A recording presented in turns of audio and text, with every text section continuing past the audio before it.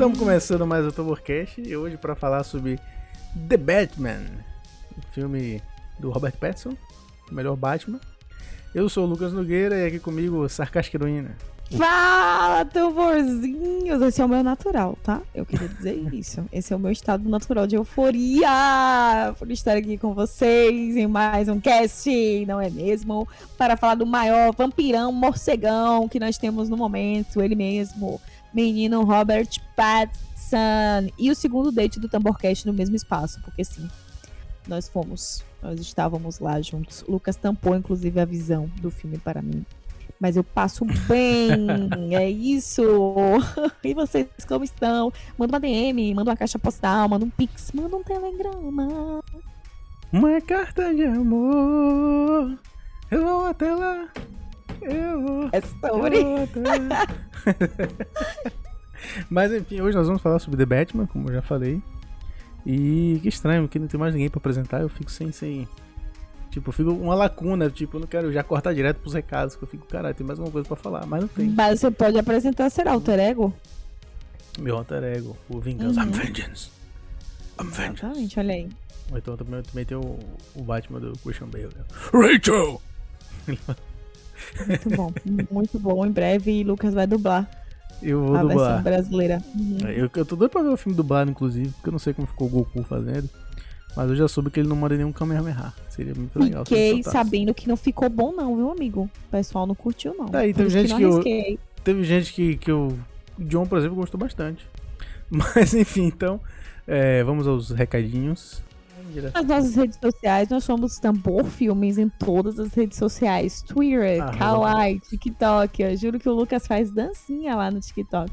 E também no Kawaii. Manda uma DM, compartilha esse episódio, envia para aquelas pessoas que vão gostar desse puro conteúdo de entretenimento de qualidade.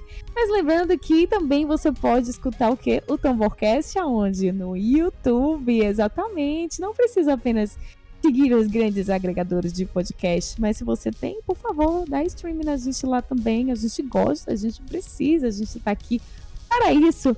Mas lembrando que na Twitch não somos Tambor Filmes, nós somos Tambot Games. Sim, às vezes o quê? O Lucas é gamer com outros amigos nossos que também são gamers. E às vezes também a gente faz um botequinho, bebe uma cervejinha, come e fala da vida alheia e das nossas próprias mazelas existenciais. Isso significa que o Tamborcast é um grande compilado de entretenimento de qualidade elevadíssima, não é mesmo? Então segue a gente, compartilha, e segue a gente nos agregadores aí e favorita a gente, se puder também, dá uma nota lá bacana pra gente, uma estrela, uma nota, a depender do agregador, evidentemente. E também pode conheça... mandar a nota pro DM também, viu? A gente mandar, manda DM, manda feedback, a gente adora feedback. Manda pix, André tá sumido, André nunca mais comentou nada, André. André, você tá devendo André. feedback, André. André. Foi abandonado, André. Tá devendo, eu vou chamar...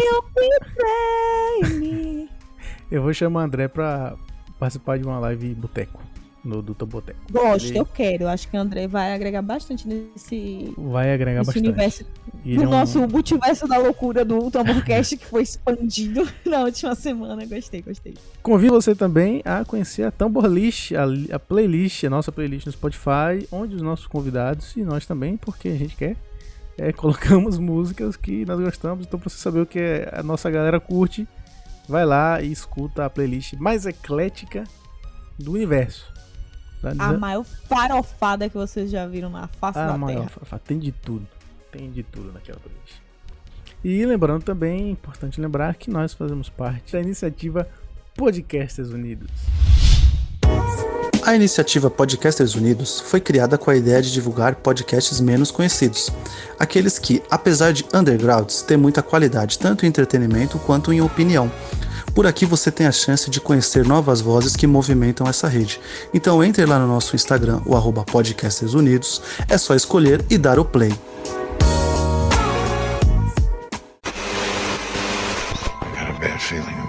Tá começando o Tamborcast. No, God! No, God, please, no! No!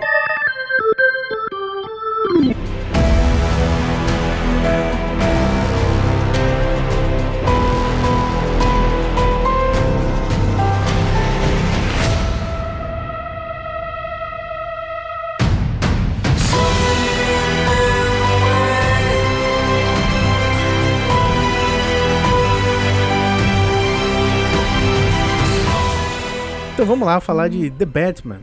The Batman. Vamos direto ao ponto. Gostou do filme? Amei. E eu nunca tinha visto um filme do Batman no cinema. Olha aí. Foi divisor de águas na minha vida, eu amei. E eu quero dizer que eu não sou uma nerdola filha da puta. Porque se vocês buscarem cast aí onde a gente comenta de expectativas, onde a gente já comentava quando esse filme fosse estrear, eu falava que eu acreditava muito no Robert Pattinson. Verdade. Afinal, meu trabalho é literalmente acreditar nas pessoas. Então, assim, Exatamente. eu botei toda a minha fé no Robert Pattinson e... Alfred traz o meu lápis de olho e toca Nirvana que eu vou meter a porrada nos bandidos de Gotham. Pô, eu gostei bastante. Toca Nirvana que hoje o pai tá grunge. Exatamente. Entendeu? Deixar meu cabelo Traz meu sujo. óculos escuro que eu tô de ressaca, caralho. Defender Gotham é muito esgotante. Aliás, já que você já tocou nesse ponto, a gente já pode falar sobre o Batman do Robert Pattinson, que você já falou, foi bom, a gente já esperava, né? A gente aqui particularmente sempre apoiamos a escolha do Robert Pattinson, apesar de gostarmos muito do Ben Affleck, que agora os rumores dizem que quer voltar, né? Até por isso parece que adiaram o filme do Flash, porque eles iam dar um desfecho pra ele, mas agora ele quer voltar seu Batman. Mas Daddy Affleck é injustiçado. Ele injustiça ele próprio, porque quando ele disse ali que ele não queria voltar... Exato, mas ele tava enfrentando ele enfrentou um turbilhão de coisas bem pesadas, né, na vida dele e tudo mais. Isso. Mas eu acho que super seria legal ele poder passar por esse processo, talvez, de fazer redenção das próprias questões pessoais dele, fazendo o Batman, né? Exato, por exemplo, ele foi muito criticado quando ele fez o Demolidor dele. Agora o Batman também foi muito criticado, apesar de ter muita gente que gosta. Eu gosto, viu? Ben Affleck. Então, meu guilty pleasure. É de quando eu era... Não, da minha infância, minha adolescência, caralho. Eu não tenho... Agora é outra coisa, entendeu? Se eu fosse Cheguila, que ele envelheceu mal, mas assim... Eu gosto de guardar o souvenir, sabe? Que é tipo assim, como foi naquele momento que eu assisti a primeira vez. Pra mim, eu guardo aquilo. Pra mim, não é o guilty pleasure. Não chega a ser um guilty pleasure, mas assim, respeito. Não consigo assistir de novo hoje em dia. Exatamente. Mas respeito, por quê? Porque a gente é de uma época que só tinha isso pra você gostar. Ou você gostava, ou então foda-se. Exatamente. Então, quem gostava de filme de super-herói tinha que gostar do que tinha. E apesar de que já tinha o Homem-Aranha, o X-Men também era bom e tal. Mas... E o Batman Begins também é da mesma época, mas o Demolidor, se quisesse ver o Demolidor, era isso e aceita ou não. Mas ele não teve essa redenção com o Demolidor, embora muita gente fale que ele vai estar no Doutor Estranho 2 aí. E, enfim...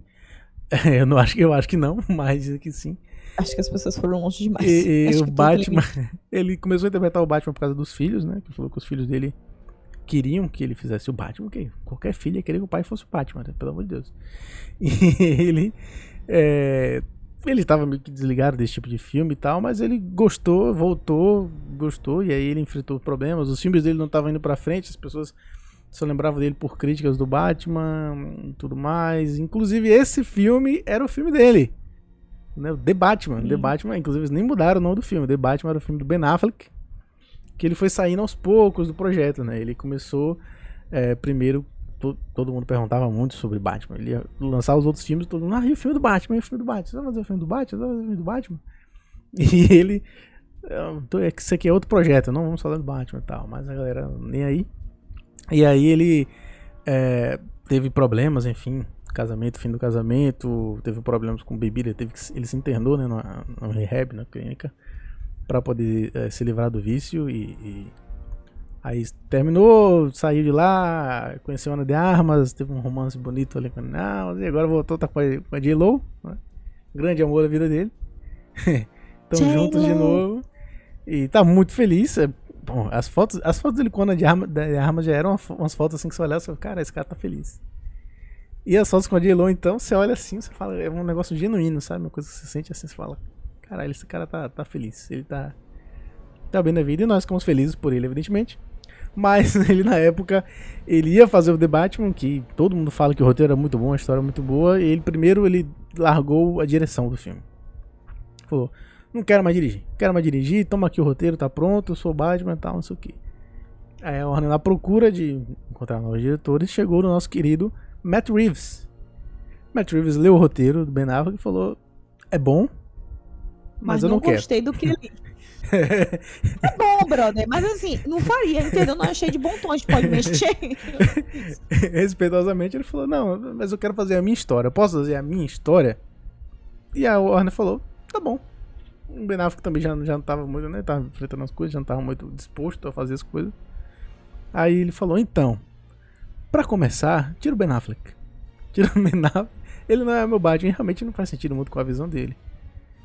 Inclusive, saiu o livro de artes desse filme, do The Batman, e os primeiros props do uniforme do Batman é todo desenhado em cima do Ben Affleck. Então, assim, seria o uniforme do Batman, não esse final já é uma coisa nova, mas assim, os primeiros esboços seriam do filme do Ben Affleck. Se eu não me engano, foi o mesmo profissional que fez, né?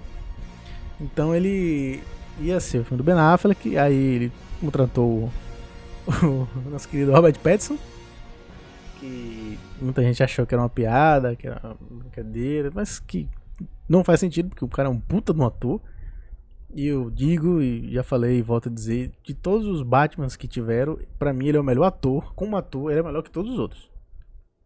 Que todos os outros Batmans, pra mim é indiscutível. O cara é muito bom. E aí o Matt Reeves, enfim, cancelou o filme do Ben Affleck, foi pra esse filme novo. E temos o que pra mim é o melhor Batman dos cinemas. Mas normalmente eu tenho um carinho muito grande pelo do Ben Affleck. Eu acho o do Ben Affleck muito bom. Eu gosto do uniforme, eu gosto dele atuando como Batman. Eu gosto do Batman dele atuando, nas coisas que faz, tudo bem. Tudo bem que sair marcando bandido é meio zoado, mas é bom as coisas que ele faz, tirando essas pequenas falhas aí que o Zack Snyder infelizmente trouxe. Eu acho o Ben Affleck muito bom. E você, Vitória, o que você acha? Você acha que o Robert Pattinson é o melhor Batman dos cinemas? Tem uma coisa, assim, eu acho que todos os Batmans foram bons dentro do seu tempo, sabe? Eu não penso que a gente precisa... Tirando o George Clooney. Isso, a gente não precisa... Não, isso aí realmente fica um pouco complexo. A gente não precisa apagar, né? É tanto que a gente vai ter... Como é o nome dele? Que ele é o melhor de dois mundos, que ele tá na Marvel, ele foi o vilão do Homem-Aranha e agora ele vai fazer de novo no filme da Batgirl. O Michael Keaton. Tá então, assim, eu gosto de Michael Keaton. Gosto. Entendeu? E assim, ele teve a oportunidade aí de voltar e refazer o papel dele em um outro momento. Eu penso que cada um foi uma possibilidade de Batman no seu tempo, né? Inclusive no tempo no sentido do que é capturado do quadrinho, né? Sim. Então, assim, pra mim, Robert Pattinson encarna o que é a real persona do Batman, né? Inclusive, não tem risadinha, não tem piadinha, tem a melancolia. E, assim, é o Batman no início. É um Batman cru, né? É um Batman que ainda tá entendendo o que ele tá fazendo ali, ainda tá construindo o processo de identidade dele. E eu acho que ele traz isso muito bem, né? E uma coisa que eu sempre senti falta era a relação dele com o Gordon. Porque aquilo ali tava faltando uma coisa mais... Mas você realmente sentia a dupla de detetives acontecendo e Matt Reeves consegue colocar isso aí na narrativa. Eu acho que, por exemplo, a série Gotham tem seus problemas, né? Mas a gente tem ali um Batman que ainda é uma criança, por exemplo. Mas mesmo assim já dá um outro teor das possibilidades ali do que a gente tinha visto. Eu gosto muito da trilogia do Nolan, entendeu? Eu acho que ela tem a funcionalidade dela. Mas Robert Pattinson, pra mim, foi assim, do início até o fim, completamente encanou o rolê, realmente. Ele foi lá e capturou a essência de um herói que é extremamente atormentado por algo que ele não pôde controlar. Então a gente vê o tempo todo essa imensa luta dele, né, subjetiva e explícita ali no que ele faz em Gotham, para ter poder. Tanto que o opositor ali a ele, o vilão que é colocado pra ele, é um vilão que realmente joga com isso. Joga com a não capacidade de entender o que tá acontecendo, literalmente, sabe? Porque não é um vilão que vai, sei lá, te meter a porrada, tá entendendo? Ele vai jogar com você de outra forma. Então, assim, a primeira 1 hora do filme, eu vou te ser sincero, eu tava tipo assim, cara, eu podia estar vendo isso em casa, porque ela é ela é lenta, ela é lenta. E assim, a gente, pelo menos eu vim, da última vez que eu fui no cinema, eu fui ver Homem-Aranha, né, Sem Volta pro Lar e tal, etc, que é um filme que tem outra outra pegada completamente diferente. Ele faz um fanservice, ele tem as piadas, ele serve É o feijão com arroz Marvel, né? Isso, não, mas é um feijão. Esse é o feijão com arroz da Marvel que eu gosto, entendeu? Esse aí eu gosto. É a feijoada. Esse feijoada da Marvel. Esse é um feijão com tempero bom, exatamente. E aí, o que acontece? É um filme muito denso. É um filme que, inclusive, eu tava aumento o brilho, né, caralho? Porque teve uma hora que eu não tava enxergando porra nenhuma. Matt Reeves, eu te amo, mas puta merda, meu amigo. Eu não tava enxergando nada. Tinha hora que eu fazia, gente, onde tá vindo? Gente, minha visão completamente... Tinha cena assim, realmente bem... Então, as primeiras cenas, você fica... sem saber o que vai rolar, né? Quando é que ele vai aparecer e tal, etc. Então, a primeira hora eu fiquei um pouco, poxa, isso não tá rolando pra mim. Mas é porque eu achei muito denso. E não é um filme que, tipo assim, você consegue assistir ele várias vezes, como a gente fez com o Homem-Aranha, por exemplo, né? É um filme que ele provoca você. Porque eu acho que teve um fundo muito, muito importante do Matt Reeves, que é o processo político de Gotham. Né? O que a política de Gotham, ou melhor, a desgovernança ali de Gotham, né? Faz com os sujeitos. Como é que ela engendra, e por isso que o Batman existe, né? E aí a gente vai constituindo todo o processo ali do personagem. E é interessante porque é um filme tecnicamente de origem, com o Batman já grande, mas a gente vai descobrindo partes da história dele junto com ele. Então a gente vai com ele. Eu gosto de histórias em que você consegue se imaginar com aquele personagem. Eu conseguia me imaginar sendo ele em outra circunstância da minha vida, descobrindo alguma coisa ali, entendeu? Eu acho que ele conseguiu construir isso.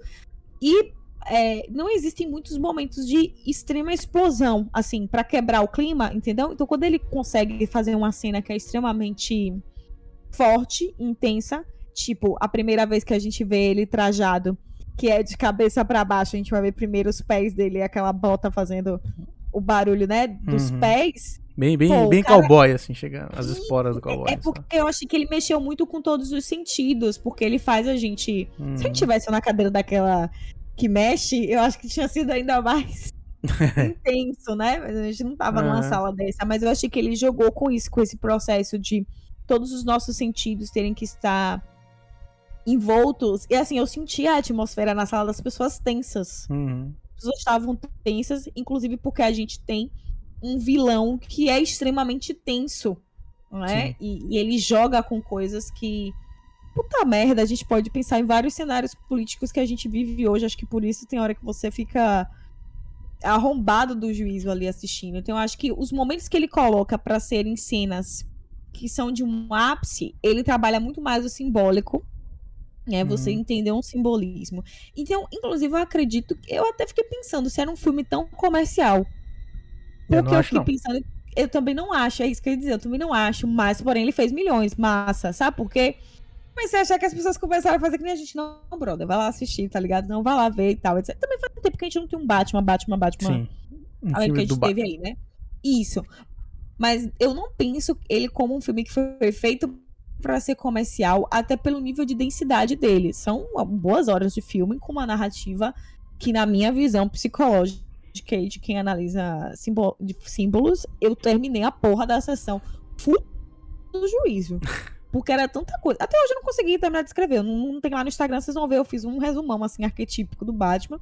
Mas eu não consigo sintetizar a densidade daquilo ali acontecendo, porque você vê ele não saber quem ele é, ele descobrir quem ele é, ele não descobrir quem ele é, ele saber que ele precisa ser mais do que aquilo. E a gente tem arcos muito bem definidos de outros personagens. A gente tem um vilão bem definido, a gente tem outros vilões bem definidos. A gente tem uma história familiar bem definida. E a gente tem uma mulher gato que não é apenas um par romântico. Ela realmente tem um arco que super engendra com o arco dele. Então, apesar de ter o romance, a gente tem um romance que é... O plano de fundo, do fundo fundão, é o romance. Porque, na verdade, a primeira aliança deles é uma aliança ali mesmo, realmente, que era o que eu sentia quando eu lia um quadrinho ou quando eu via um desenho, que eles se aliavam pelo processo de estarem ali os dois permeando as ruas de Gotham. Então eu acho que isso, para um live action, porque às vezes por desenho, por quadrinho, tem coisa que você consegue sentir, você consegue capturar, imaginar. Sim. E Matt Reeves ter feito o rolê funcionar, inclusive, meus queridos, com o mínimo de CGI sendo utilizado, sabe? Tava até Isso foi desacostumado. sensacional. Exatamente. Então, assim, inclusive o Robert Pattinson foi proibido de dirigir o Batmóvel, tá? Porque a primeira vez que dirigiu, simplesmente pegou e saiu andando com a cavalo em porra pau do carro. Exatamente. Você faria diferente? Eu não faria diferente. Inclusive, eu iria embora com o carro. Falei, adeus, é meu. Se eu fosse o Robert Pattinson, eu pedia no final. Velho, na moral, não é por nada não. Mas todo mundo já ficou com alguma coisa, né? Meu souvenir é esse aqui. Você viu que Dan, Então, assim, nosso amigo Dan, que participou do Tamborcast algumas vezes, o Dan, ele tem uma página bem grande, né, da DC, que é o Universo DC Nauta. Ele foi presenteado com uma peça de roupa do Batman do nosso querido Robert Pattinson. Ele e o Neymar. Ele é o único brasileiro. Ele ganhou o bracelete usado, o uniforme usado nas gravações do The Batman. A Warner mandou pra ele. Então, assim, inveja do bem, tá? Por você, Dan, se estiver ouvindo aqui. Eu acho que ele não tá ouvindo. Mas se você estiver ouvindo, Dan, que inveja do bem, já falei isso pra ele. Ele ganhou uma parte da roupa do Batman do Robert Pattinson. Só isso. Eu só queria as botinhas da mulher gata. Você cabe no meu pé? Será que eu queria a touquinha da mulher gata, já tava ótimo pra mim. Será que a Zoe calça o mesmo número que eu? Vou dar um Google aqui. Qual o tamanho do pé da Zoe? O tamanho do pé da Zoe Kravitz. Mas enquanto você ia falando aí, eu anotei algumas coisas que eu quero comentar. Bom, sobre o Batman, não sei como a gente tava falando do Batman, né, do Robert Pattinson. O Robert Pattinson, perguntaram pra ele, por que você resolveu aceitar? Porque ele, depois do Crepúsculo, ele ficou meio que traumatizado. Porque assim, gente, o Crepúsculo, ele não gostava, ele mesmo não gostava. Ele zoava muito o Crepúsculo. Não, e assim... Pra ser sincera, eu não acho que ele não gostava. Eu acho que tem uma questão aí que são. Não sei, tem umas entrevistas que ele escolheu muito. Eu sei, mas assim, tem uma entrevista que ele diz que quando ele foi escolhido como Batman, ele foi menos ridicularizado do que quando ele fez o Edward. Sim. Sério? Assim. Mas eu penso que tem uma coisa aí da carga desses protagonistas, tipo Daniel Radcliffe, Elijah Wood e ele, que protagonizaram sagas. Tudo bem que Crepúsculo é uma saga que, em relação a Harry Potter e Senhor dos Anéis, não é bem vista, né? Vamos pensar assim, no consumo geral da massa. Mas eu penso que Robert Pattinson, ele tomou pro coração que, assim, gente, Crepúsculo serviu porque ele tinha que servir naquela época. Hoje em dia, realmente. A carreira dele foi maravilhosa, né? Assim, ele fala que... Mas ele fez outros... Exatamente, ele fez outros filmes, assim, né? Mais do que ser visto, mais do que pra imagem dele, era dinheiro, porque ele tava no começo de carreira também. Ele precisava... Exatamente. Precisava de um suporte e ser visto também. Mas ele fala que... Eu acho muito engraçado quando ele fala que ele foi fazer o teste e ele não queria o papel. E aí ele fala que ele não queria o papel. Ele não queria o papel. Aí ele fala que ele esculhambou. Ele falou, vou fazer a pior atuação da minha vida. E ele fala que ele estranhou quando a diretora, ou o diretor, não lembro, chegou pra ele assim e falou, perfeito, esse é o Edward. Ele falou, caralho, só escolheu. É por isso que o Edward não tem tanta atuação também, porque ele foi fazer sem querer, ele fez um negócio de má vontade e deu certo. E interpretaram, claro que os envolvidos não sabiam que ele tava fazendo de má vontade, né? Mas interpretaram que aquela apatia toda que era genuína do Robert Pattinson era exatamente o que o personagem, porque o personagem é apático. Isso, ele é bom nisso. Quase todo filme que eu conheço dele, ele foi realmente sujeitos extremamente melancólicos, apáticos, assim, esquisitões. Inclusive ambos, entendeu? né? Kristen Stewart também é bem apática, assim, bem... Mas agora ela tá sendo aclamada por Spencer, né? Interpretando ganhar o Oscar aí, quem sabe? Princesa Diana. Exatamente, então os dois fizeram uma grande escalada aí de filmes, né? Pra chegar onde eles estão. E assim, eu falei que ele zoa o filme e tudo mais, mas ele não tem vergonha de fazer o filme. E é óbvio, ele ganhou dinheiro e ganhou fama, porque ele não tem por que ter vergonha. E sinceramente, é como ele falou lá pra Zoe Kravitz, né? Ele falou, pô, zoar Crepúsculo hoje em dia, pá, ninguém nem liga mais pra Crepúsculo hoje em dia. Mas assim, pra mim nunca fez sentido zoar Crepúsculo em momento nenhum, porque se você não era o público de Crepúsculo, você não assiste essa merda, e acabou, deixa o público gostar, entendeu? Assim, eu odiava Crepúsculo, mas eu tenho todos os filmes aqui, que minha prima doou, eu herdei a videoteca dela, que eu tenho a minha videoteca. Inclusive, você que tá ouvindo, quiser se livrar dos seus DVDs, seus Blu-rays, manda pra mim, porque eu tenho a minha videoteca e eu guardo de tudo, inclusive filmes que eu nunca irei ver, como O Exorcista. Eu tenho aqui na minha coleção. Mas enfim, mas sim, o Crepúsculo é um filme que não é à toa que fez tanto dinheiro, tanto sucesso, se não fosse bom pra alguém e pra muita gente como você, né? Então assim, algo que nunca teve sentido. Mas o Robert Pattinson, os outros filmes que ele fez depois, você já era uma diferença absurda. Assim, é porque na época era modinha você ter jogar hate em cima de qualquer pessoa que fez Crepúsculo. Tinha o Taylor Lautner, que é horrível, um ator péssimo, ator terrível, ator Taylor Lautner.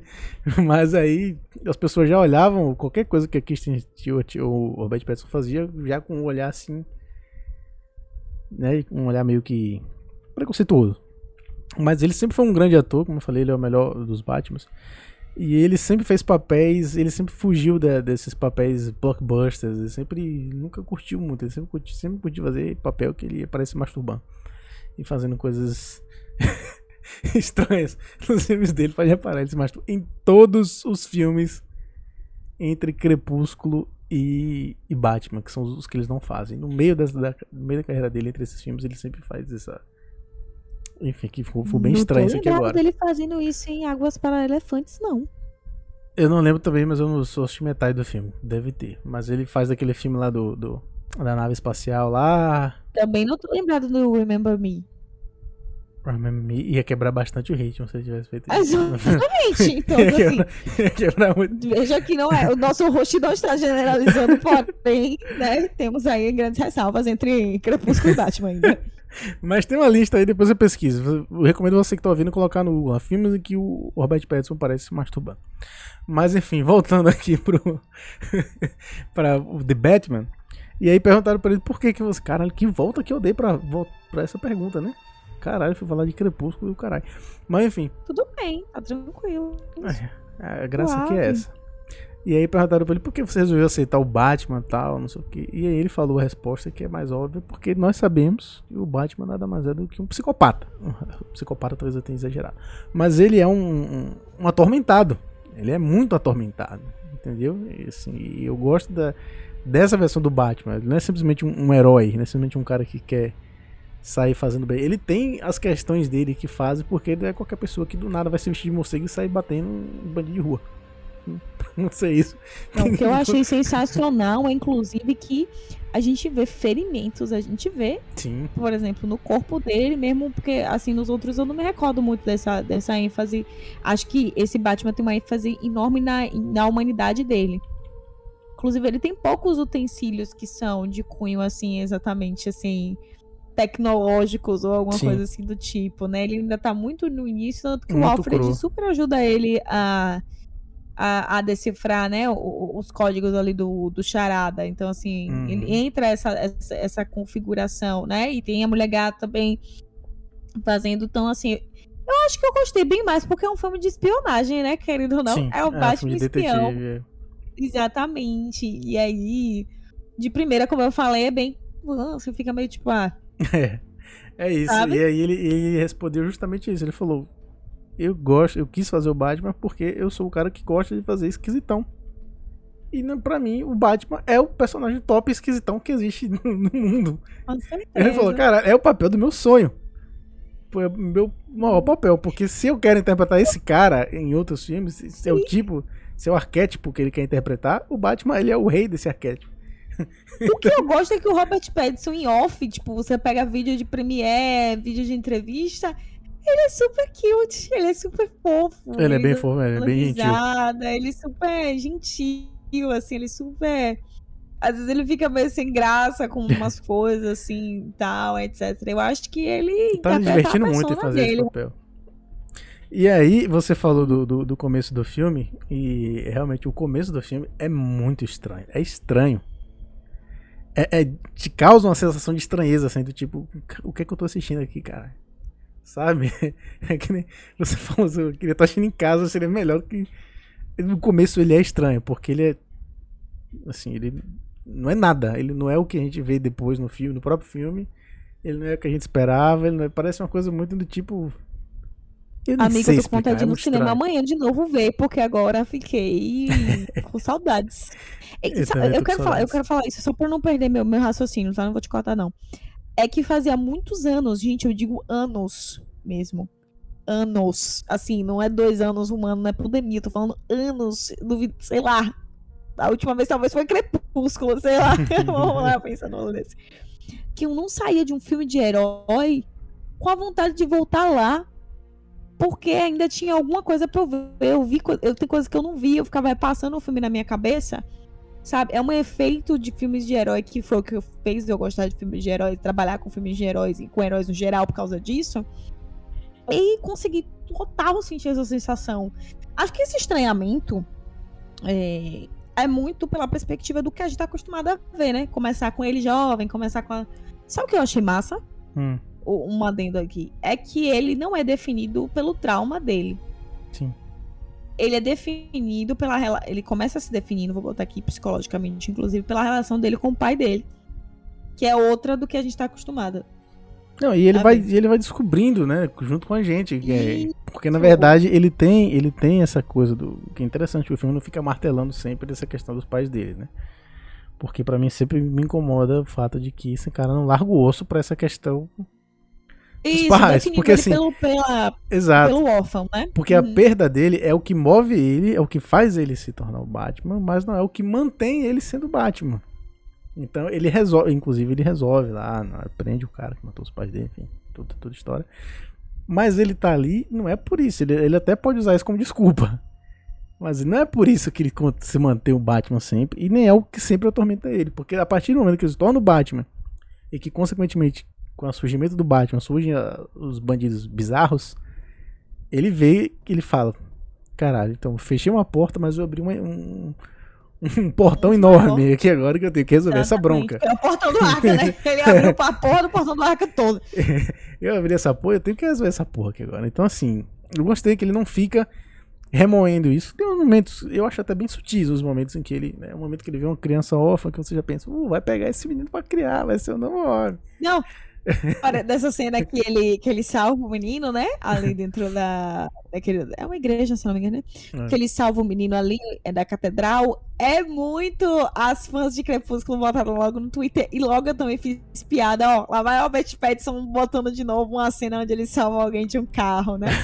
Não duvido nada de ter pensado, pô, isso aqui pode ter um efeito crepusculete, porque ficou muito... Cara, muito bom mesmo. Eu vi em algum lugar que tem uma referência a Crepúsculo, não tô lembrado qual é, eu acho que não é essa. Tem uma referência assim, tem outra, sutil. Eu também não lembro qual é, mas tem, exatamente. Porque esse filme também é um remendado de referências absurdas, assim, ao próprio Batman, ao gênero de filmes de detetive, a outros filmes. Tem muita coisa assim que ele pega, é uma das coisas que eu mais gostei.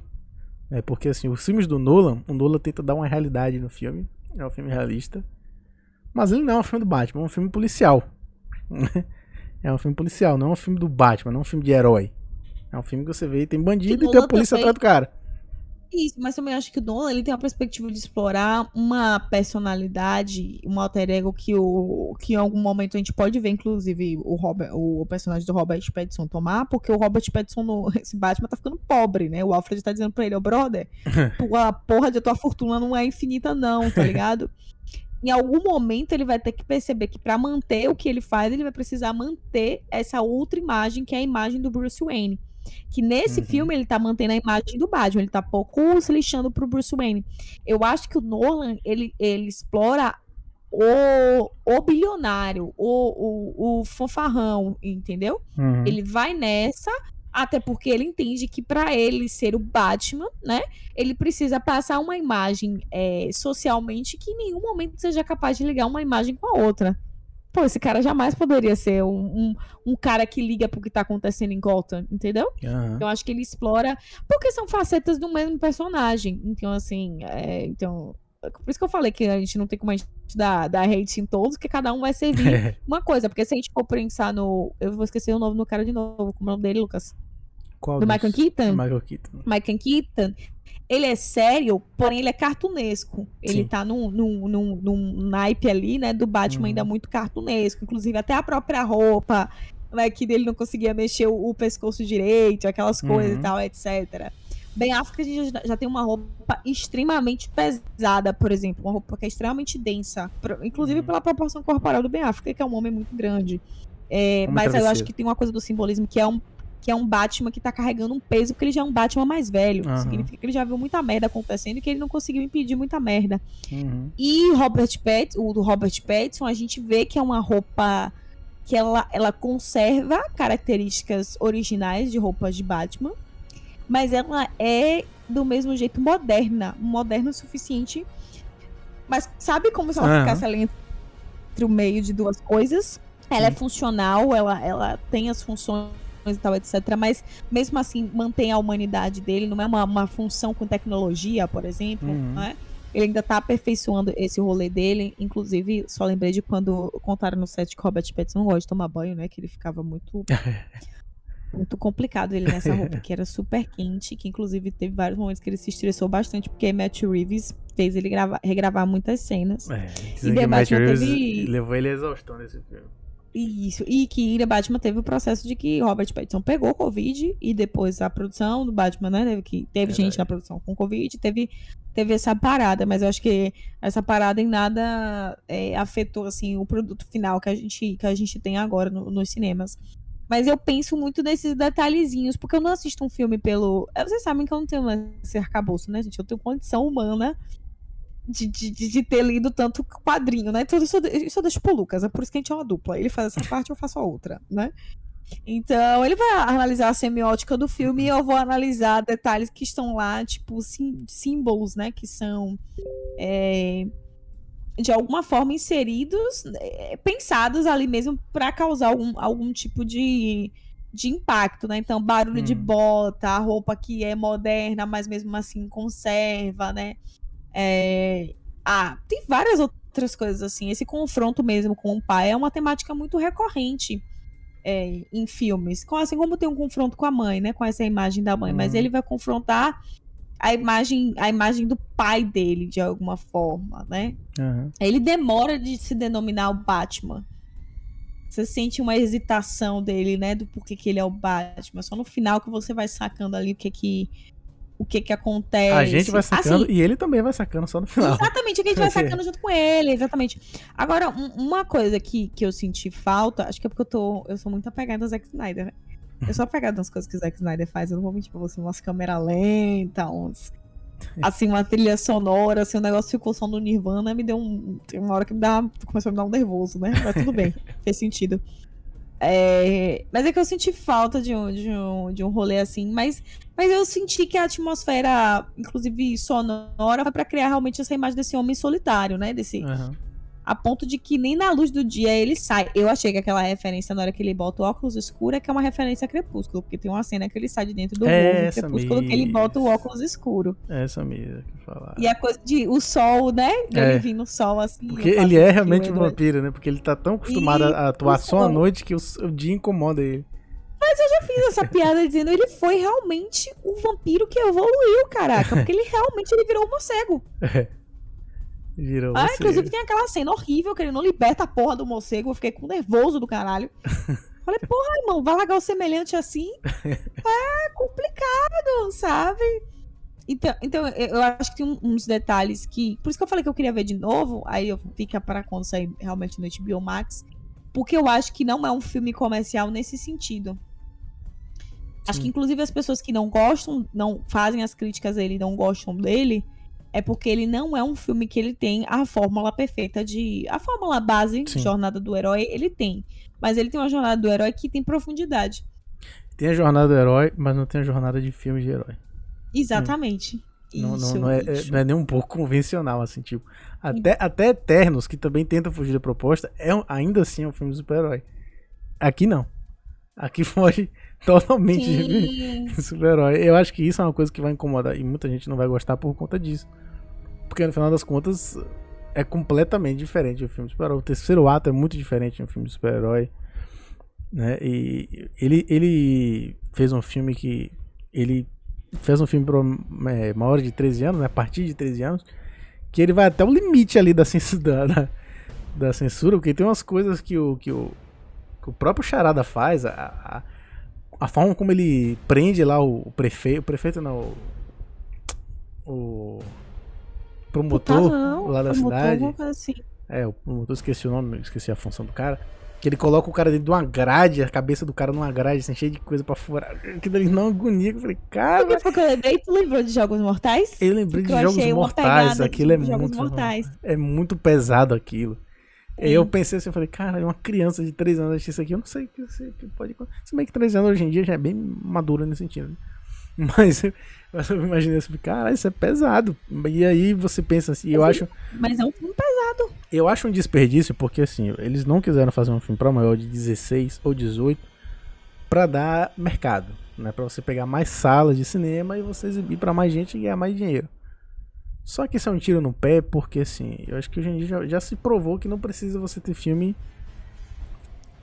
Se o filme não tem essa proposta, não tem por que forçar, diminuir, retirar uma coisa ou outra pra poder o filme caber pra mais gente, sendo que mais gente não vai gostar. Isso não é um filme pra criança. Não é um filme pra um menino de 13 anos achar massa. Mas é aquela estratégia da Entendeu? publicidade, né? Do que adianta eu tentar no Instagram, por exemplo, alcançar um público com, sei lá, uma hashtag que não é o público que vai querer consumir o meu conteúdo. Acho que Matt Reeves foi certeiro nesse sentido. Ele sabia pra quem ele ia destinar o filme dele. Mas é isso, Porque, o filme inclusive, realmente... as fãs de Crepúsculo, viu? Porque as fãs de Crepúsculo foram em massa, com certeza, dar stream lá pro Robert Mas as fãs de Crepúsculo cresceram também. Então elas são maiores de 16. Eu tô aqui pra provar, exatamente. Eu lembro muito quando eu assisti o Batman Begins, do Nolan, né? O primeiro filme do Batman, do Nolan. Eu não morava em Feira de Santana, inclusive. Vim pra cá nas férias, tava passando. Eu já sabia que tava passando. Falei, cara, eu vou no cinema assistir essa porra. Eu empurrei minha família e tal, meu primo, fui com meu primo assistir. E o Batman Begins, que é um filme que eu adoro hoje, inclusive. Quando eu saí do cinema de Batman, eu falei, eu acho que o Batman Begins ainda é melhor. Mas é porque eu tinha acabado de sair do cinema. Quando eu fui degustando e tal, não sei o que, hoje eu acho o The Batman melhor que o Batman Begins, mas eu acho o Batman Begins próximo ali. Até porque, porra, às vezes eu canso com essa parada de ficar comparando, tudo tem que comparar hoje, cada coisa é uma coisa e acabou.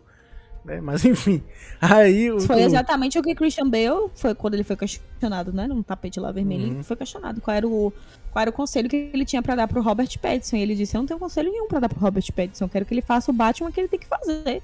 Basicamente isso, ele vai interpretar o que ele tem que interpretar. Faça a sua versão. Sem ficar se importando... Porque assim, o Bale é um puta de um ator, né? Fala sério, o Bale é um cara que ele tem... Ele inclusive se transforma. Inclusive depois a gente tem que falar do Colin Farrell, que tá irreconhecível nesse filme. Nossa, ele tá muito bem. Que vai ganhar a série, né, derivada do Batman do Pinguim, o HBO Max. Então, assim, eu acho interessante comparar, porque a gente não compara, né, amigo? Mas mais por referência, do tipo, pô, o que foi que eu consumi X anos atrás, era isso, né? Então, assim... inclusive é um filme que ele tem posicionamento político em vários aspectos. Quando a mulher gata, inclusive, vira e diz, eu tô pouco me fudendo pra esses branquelos fudidos de Gotham. A gente tem coisa muito mais importante pra discutir aqui. E o quanto essa fala, né, foi aí completamente hostilizada na nossa sociedade. Por quê? Gente, se você é fã de super-herói e consome quadrinho, e você nunca percebeu que o quadrinho ele é um posicionamento político, eu tô falando essa porra errado. Porque o Pinguim, ele é um pinguim, por exemplo, ele é um vilão que é criado pra falar sobre a perspectiva da Guerra Fria. Exatamente. Todo quadrinho ele vai ter o início ali no marco político. O Capitão América... Só falta dizer agora que o Capitão América não é política. Aí eu tenho que mandar.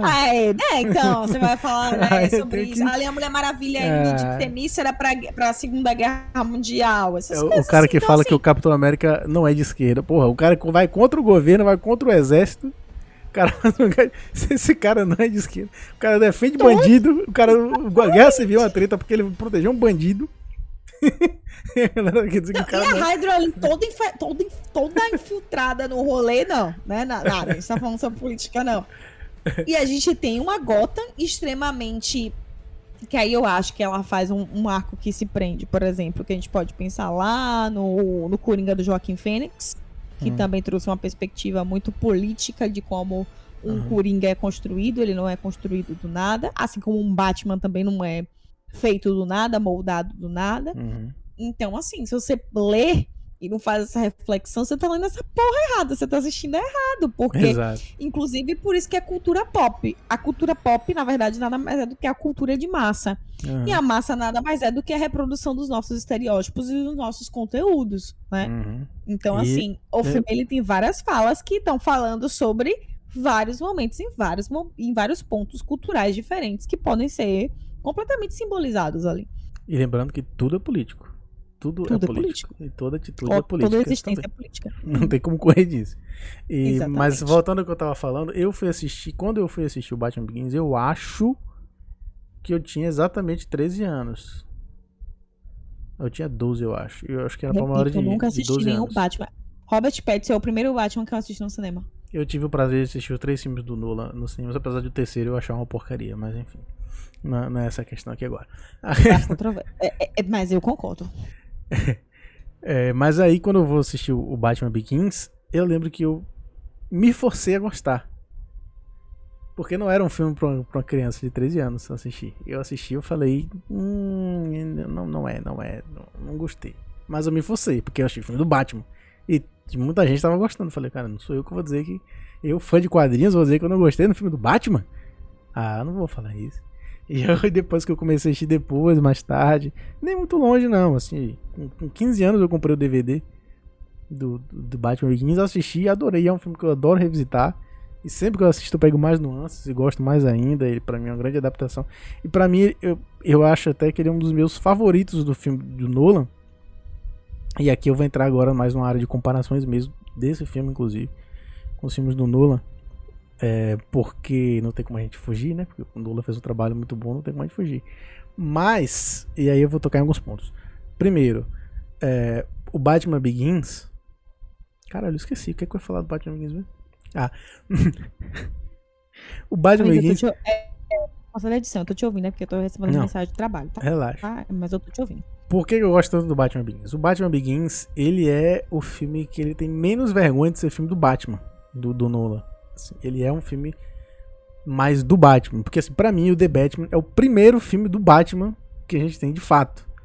Porque todos os outros filmes ou são sobre os vilões, ou são sobre... Ou tem o terceiro filme do Batman que é sobre o Gordon. Os filmes do Nolan são muito sobre o Gordon. O Gordon tem um destaque absurdo. Inclusive, na gravação lá do Terra Nerdica, o pessoal tava falando que não gostou muito desse Gordon e tal. E eu falei, a gente não gostou desse Gordon ou é porque a gente tá acostumado com o Gordon, que é protagonista do filme, ao invés do Batman. E aí quando a gente vê para isso, a gente sente falta de uma ação maior do Gordon. Mas o Batman Begins, ele tem mais essa coragem de ser filme do Batman.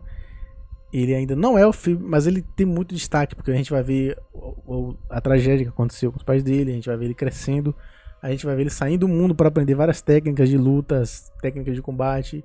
A gente vê ele voltando, vê ele iniciando o plano de seu Batman, então acaba sendo um filme mais do Batman. E como eu falei, os outros filmes ou são sobre o vilão, ou é sobre os protagonistas, ou sobre o que está ao redor, ou é um estudo de caso sobre o Batman e seus elementos. Como o Batman do Michael Keaton, que para mim não é um filme do Batman, se é que você me entende, mas ele é um filme sobre Batman, sobre Gotham, sobre Batmóvel, sobre o Coringa, então assim... O Pinguim. O Pinguim, no caso do Batman Retorno. Então assim, esse é o primeiro filme do Batman que eu vejo mesmo, porque esse filme é focado no Batman, e o Matt Reeves já falou, o meu universo, até por isso que ele preferiu escrever uma história nova do que seguia do Ben Affleck, que ele falou, eu quero fazer um filme sobre o Batman tem que ser o personagem principal da bagaça. O resto é acessório. Não é que ele não vai desenvolver, não vai ter desenvolvimento, como ele até dá nesse filme.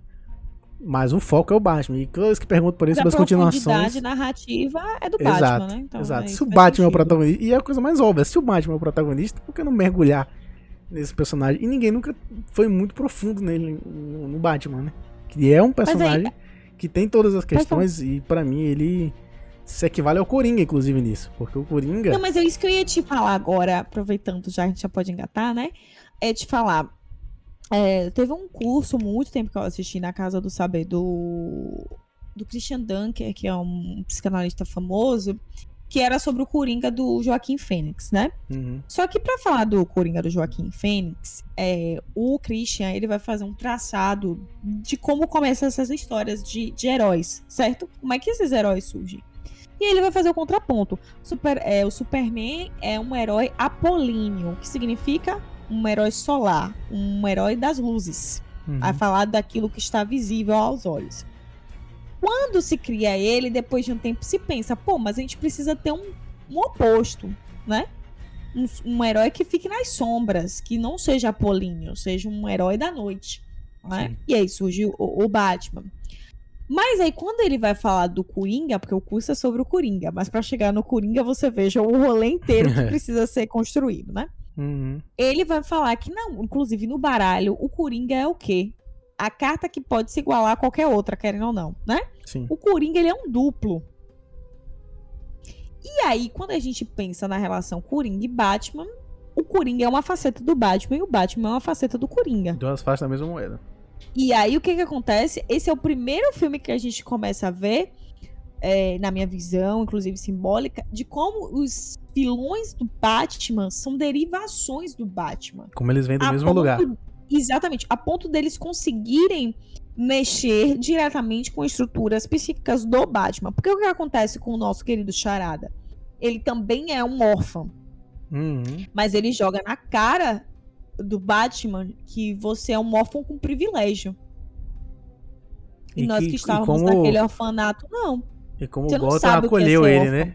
Porque o Bruce Wayne é um popstar, todo mundo adora o Bruce Wayne. E o Bruce Wayne é um cara que vive 100% de fama, porque ele nunca faz nada. Como a gente percebe, ele tá deixando a própria empresa falir. Então ele nunca faz nada, ele não aparece, esse Bruce Wayne, ele não aparece.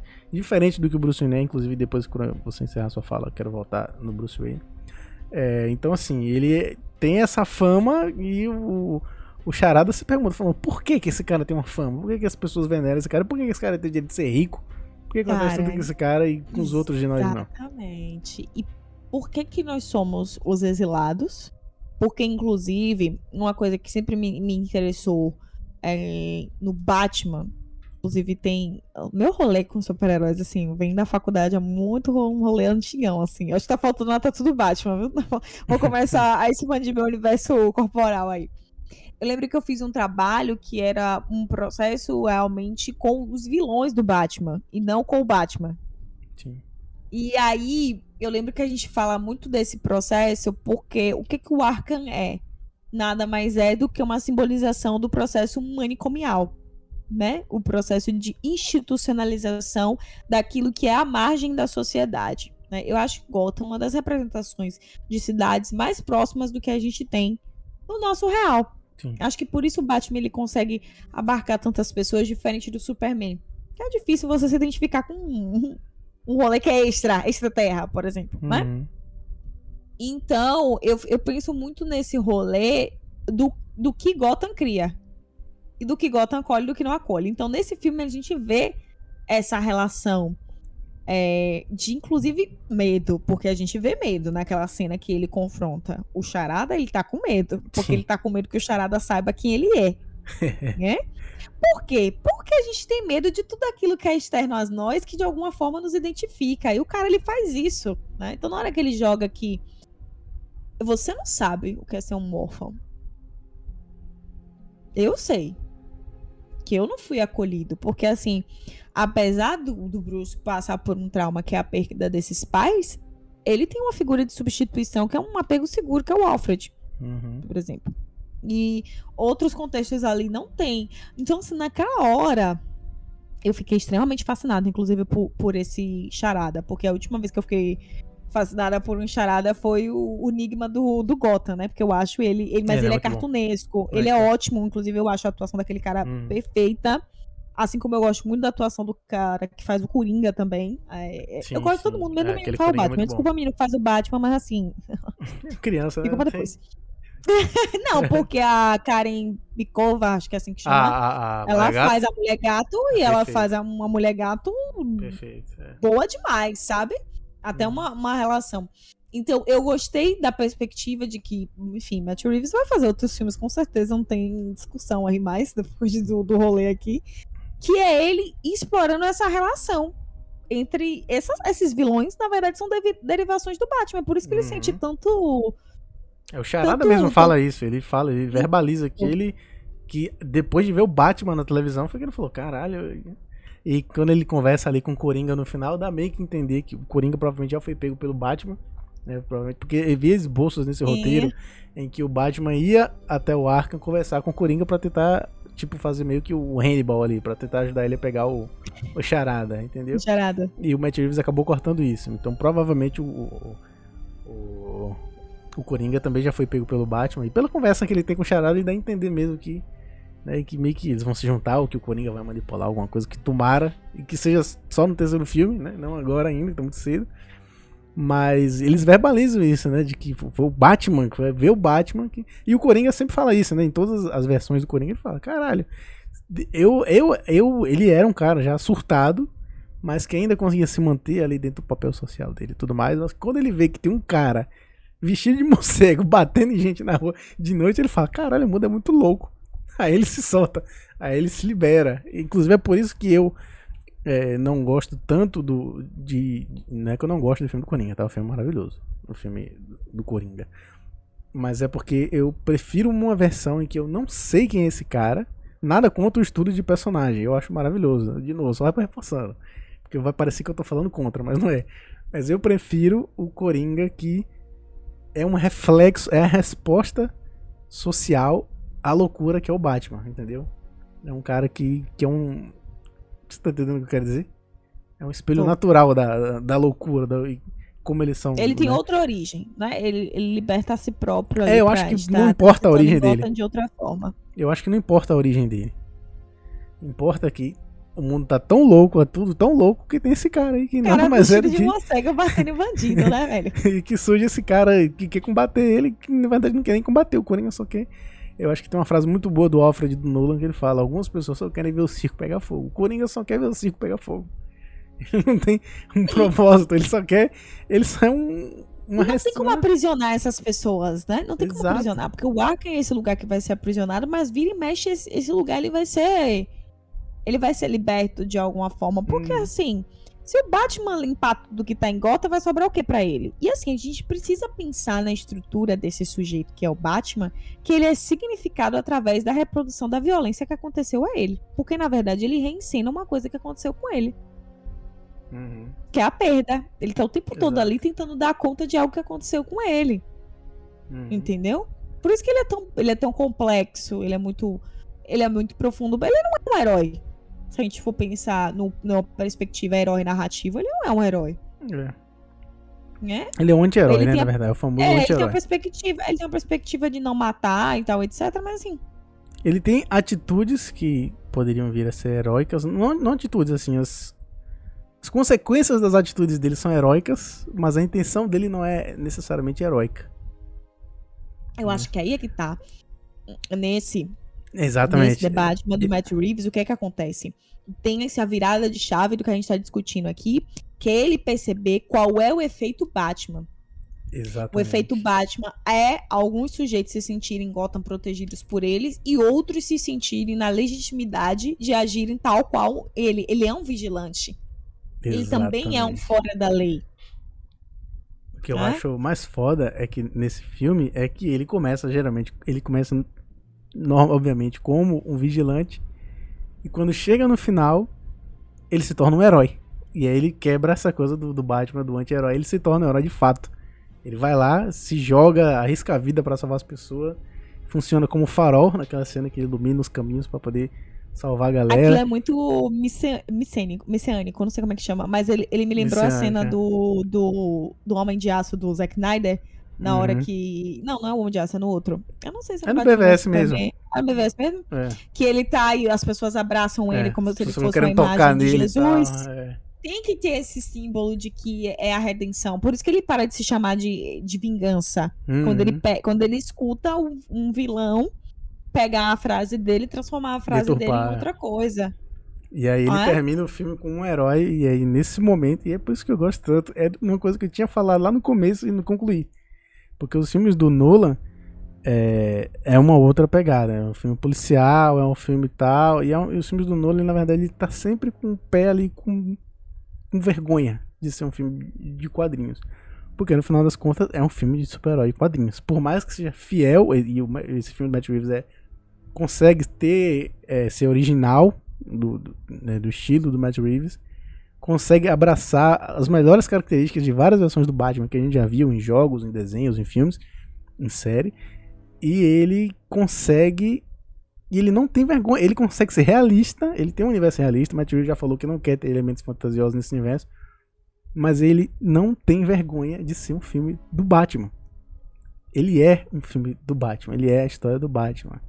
E aí no final ele se torna um herói. E aí ele fica muito mais próximo, inclusive, a comparação que eu faço, com o Batman do desenho. Daquele desenho que a gente assistia antes ou depois de voltar do colégio. Aquele desenho da Liga da Justiça. Que a gente vê um Batman mesmo. A gente vê um cara que é um herói. As ações dele já se mudam. Ele já é aquela coisa de eu quero fazer o bem, entendeu? E se tornar um farol. Então ele meio que faz as pazes com o Gotham. Você vê que no começo do filme, quando ele tá, que é até narrado, né? Ele começa a narrar a história dele, meio que um flashback rapidozinho pra gente entender que ele já tem um tempo atuando e tudo mais. E fala que ele quis se aproveitar das sombras que existem tanto em Gotham, né? Por ser uma cidade perigosa, mal iluminada e tal. Tipo Feira de Santana, que você olha pra uma rua assim e você fala, ih, caralho, não vou passar ali não. Entendeu? Caralho, viado.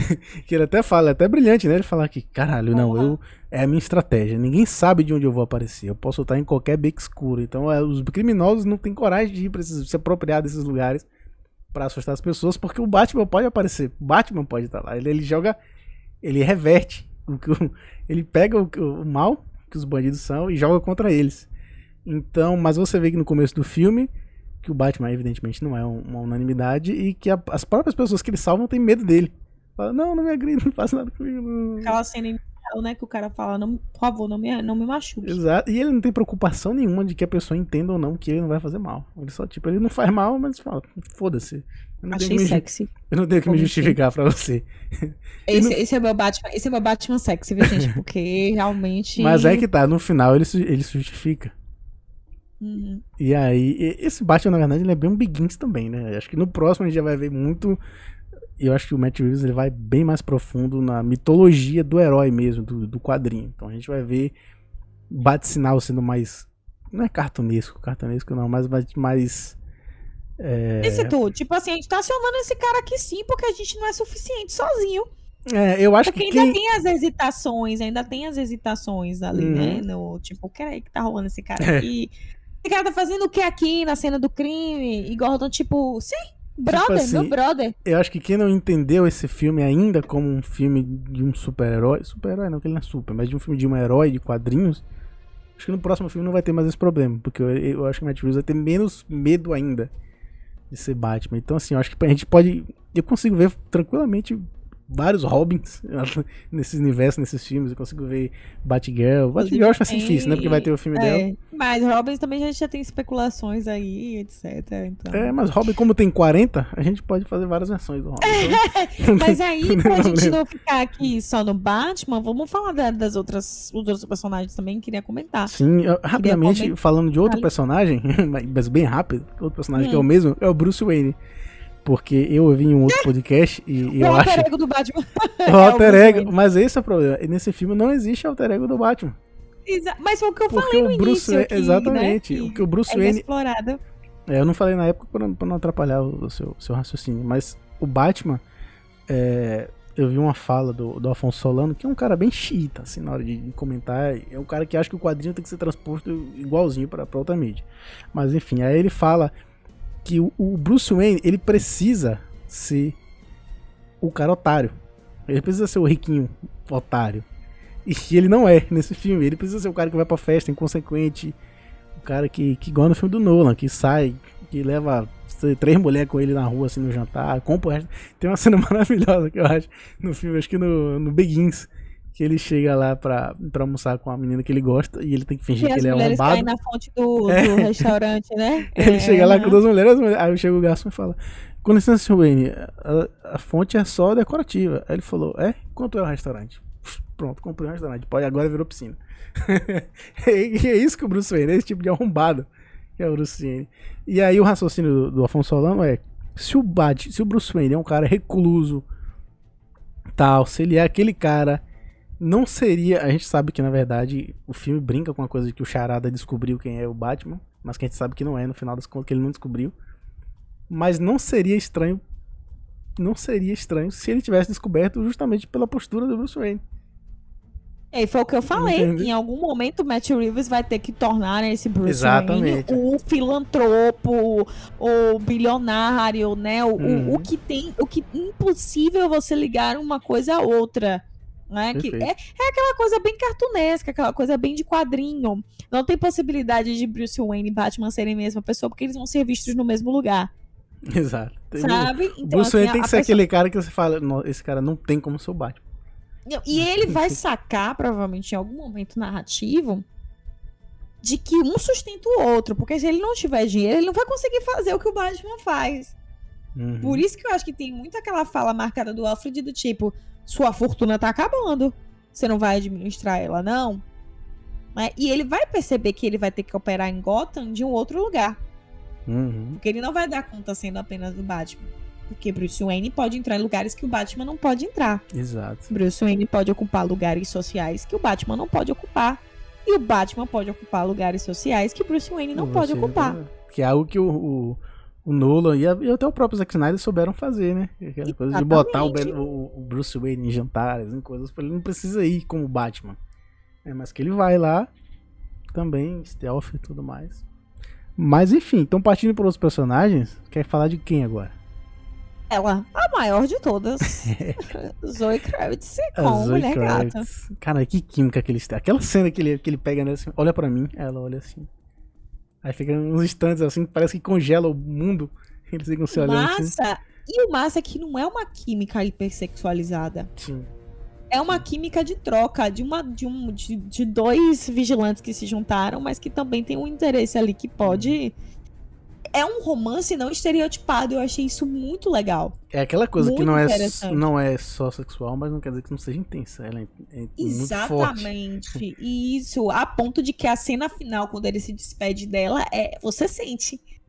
Tem gente que acha brega eles passarem 40 minutos cada um de moto, parecendo final de dorama. Eu achei aquilo sensacional. Não, eu gostei também, assim, não é algo que eu falei, melhor coisa do mundo, mas também não é algo que eu achei sem graça. Eu acho que da mesma forma que as pessoas não gostam da câmera lenta do Zack Snyder. Eu não conheço Matt Reeves de outro lugar, não, viu? Não lembro se eu já assisti algum de Matt Reeves. Planeta dos Macacos. Os dois últimos.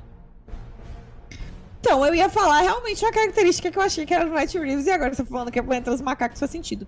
Matt Reeves, ele gosta de momentos onde, inclusive, os sujeitos principais, eles caminham de alguma forma lado a lado. Se forem protagonistas que têm arcos que se ligam um no outro. O que é que ele faz? Disposição corporal o suficiente para você entender que esses sujeitos estão estabelecendo uma química, um diálogo, uma parceria, um companheirismo. E que aquilo tem uma profundidade. Então, na hora que ela vai lá, bota o gatinho dela na moto, conversa, ela fala por que Gotham não faz mais sentido pra ela, e ele fala por que Gotham ainda faz sentido pra ele, a gente tá tendo, inclusive, um desfecho do arco deles dois. Sim. Porque ela tem uma perspectiva do que ela vai fazer com o que acontece, o que Gotham faz com ela, que é completamente diferente dele. E aí a gente vai ter uma perspectiva, inclusive, de disparidade, porque ela é uma mulher e ele é um homem. Sim. Né? Inclusive lá no... Pode falar. Pode falar, não. Eu ia dizer que ela tá, inclusive, ela tá indo atrás das pessoas que são alguém que ela tem um interesse amoroso. Porque, inclusive, lá no Terranética também o pessoal tava gravando e o Matheus falou... O Matheus é o host lá. E o Matheus falou, nossa, eu achei de uma irresponsabilidade muito grande dela. Ela defende tanto os gatos, ama tanto os gatos, tem tantos gatos e simplesmente vai embora pra outra cidade. Mas ele não pegou o detalhe da moto que tem a casinha de gato lá pra transportar. Mas ela levou um só. Não, e ela tinha muitos. Eu também pensei a mesma coisa. O brother aí não tá errado, não. Eu fiquei pensando onde estão os demais gatos. Verdade, ele tinha vários. E a gente tem a frase icônica, né? Ele disse pra ela, nossa, mas você tem muitos gatos. E ela fala, eu tenho uma queda por gatos de rua. Isso é brega que funciona de um jeito absurdo. Não, brega funciona, poxa. Então, assim, uma personagem coisas brega que funcionam. Exatamente, uma personagem que tem arco, independente dele, mas o arco dela se encaixa com o dele a ponto dela não ser apenas um interesse amoroso, ela pertence à narrativa e ela é importante na narrativa, né? Porque, inclusive, um dos personagens que vai ter o confronto com o Batman, de novo, os dois vão ter algo em comum. Os dois têm que confrontar o pai. Ela vai confrontar o pai dela vivo. Ele vai confrontar o pai dele morto. E é o pai dela que faz com que ele tenha que confrontar o pai morto dele. Que ele tenha que mudar a imagem do pai dele, que já está morto. Então, eles cruzam as jornadas deles para que cada um possa fazer alguma coisa com aquilo que acontece a eles. Né? Inclusive... E ela tem um... Vou falar. Não, conclua. Eu ia dizer que o posicionamento político dela é muito mais, pra mim, muito mais do que ativo. ele vai ter que beber em algum momento, porque ele não vai poder o tempo todo fazer o melhor de dois mundos Hannah Montana. E ela, definida como, ou botar assim, abre aspas, fecha aspas, vilã, né?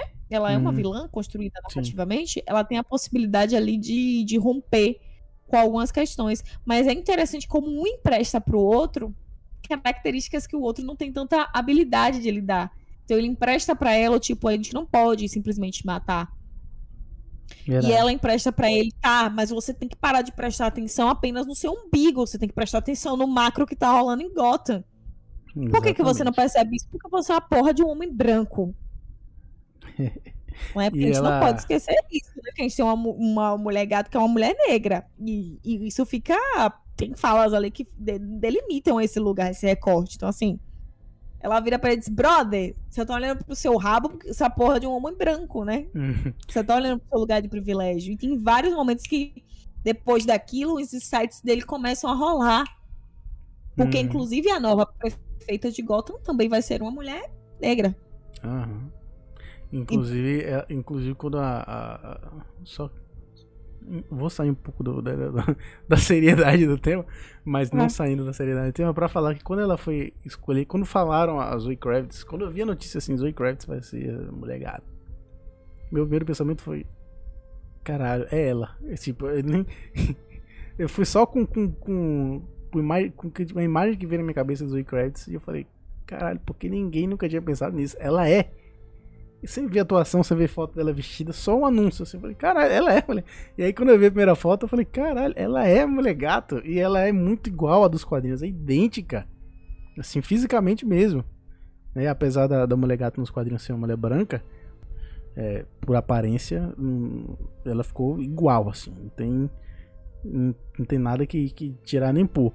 E ela, a Mulher Gato, nesse filme tem uma coisa meio que tem uma dificuldade de falar porque tenho medo de não me compreenderem. Houve uma discussão lá, porque o começo do podcast lá do Terra Nerdica é só trocação de ofensas, de xingando e tudo mais, tudo com saudável, né?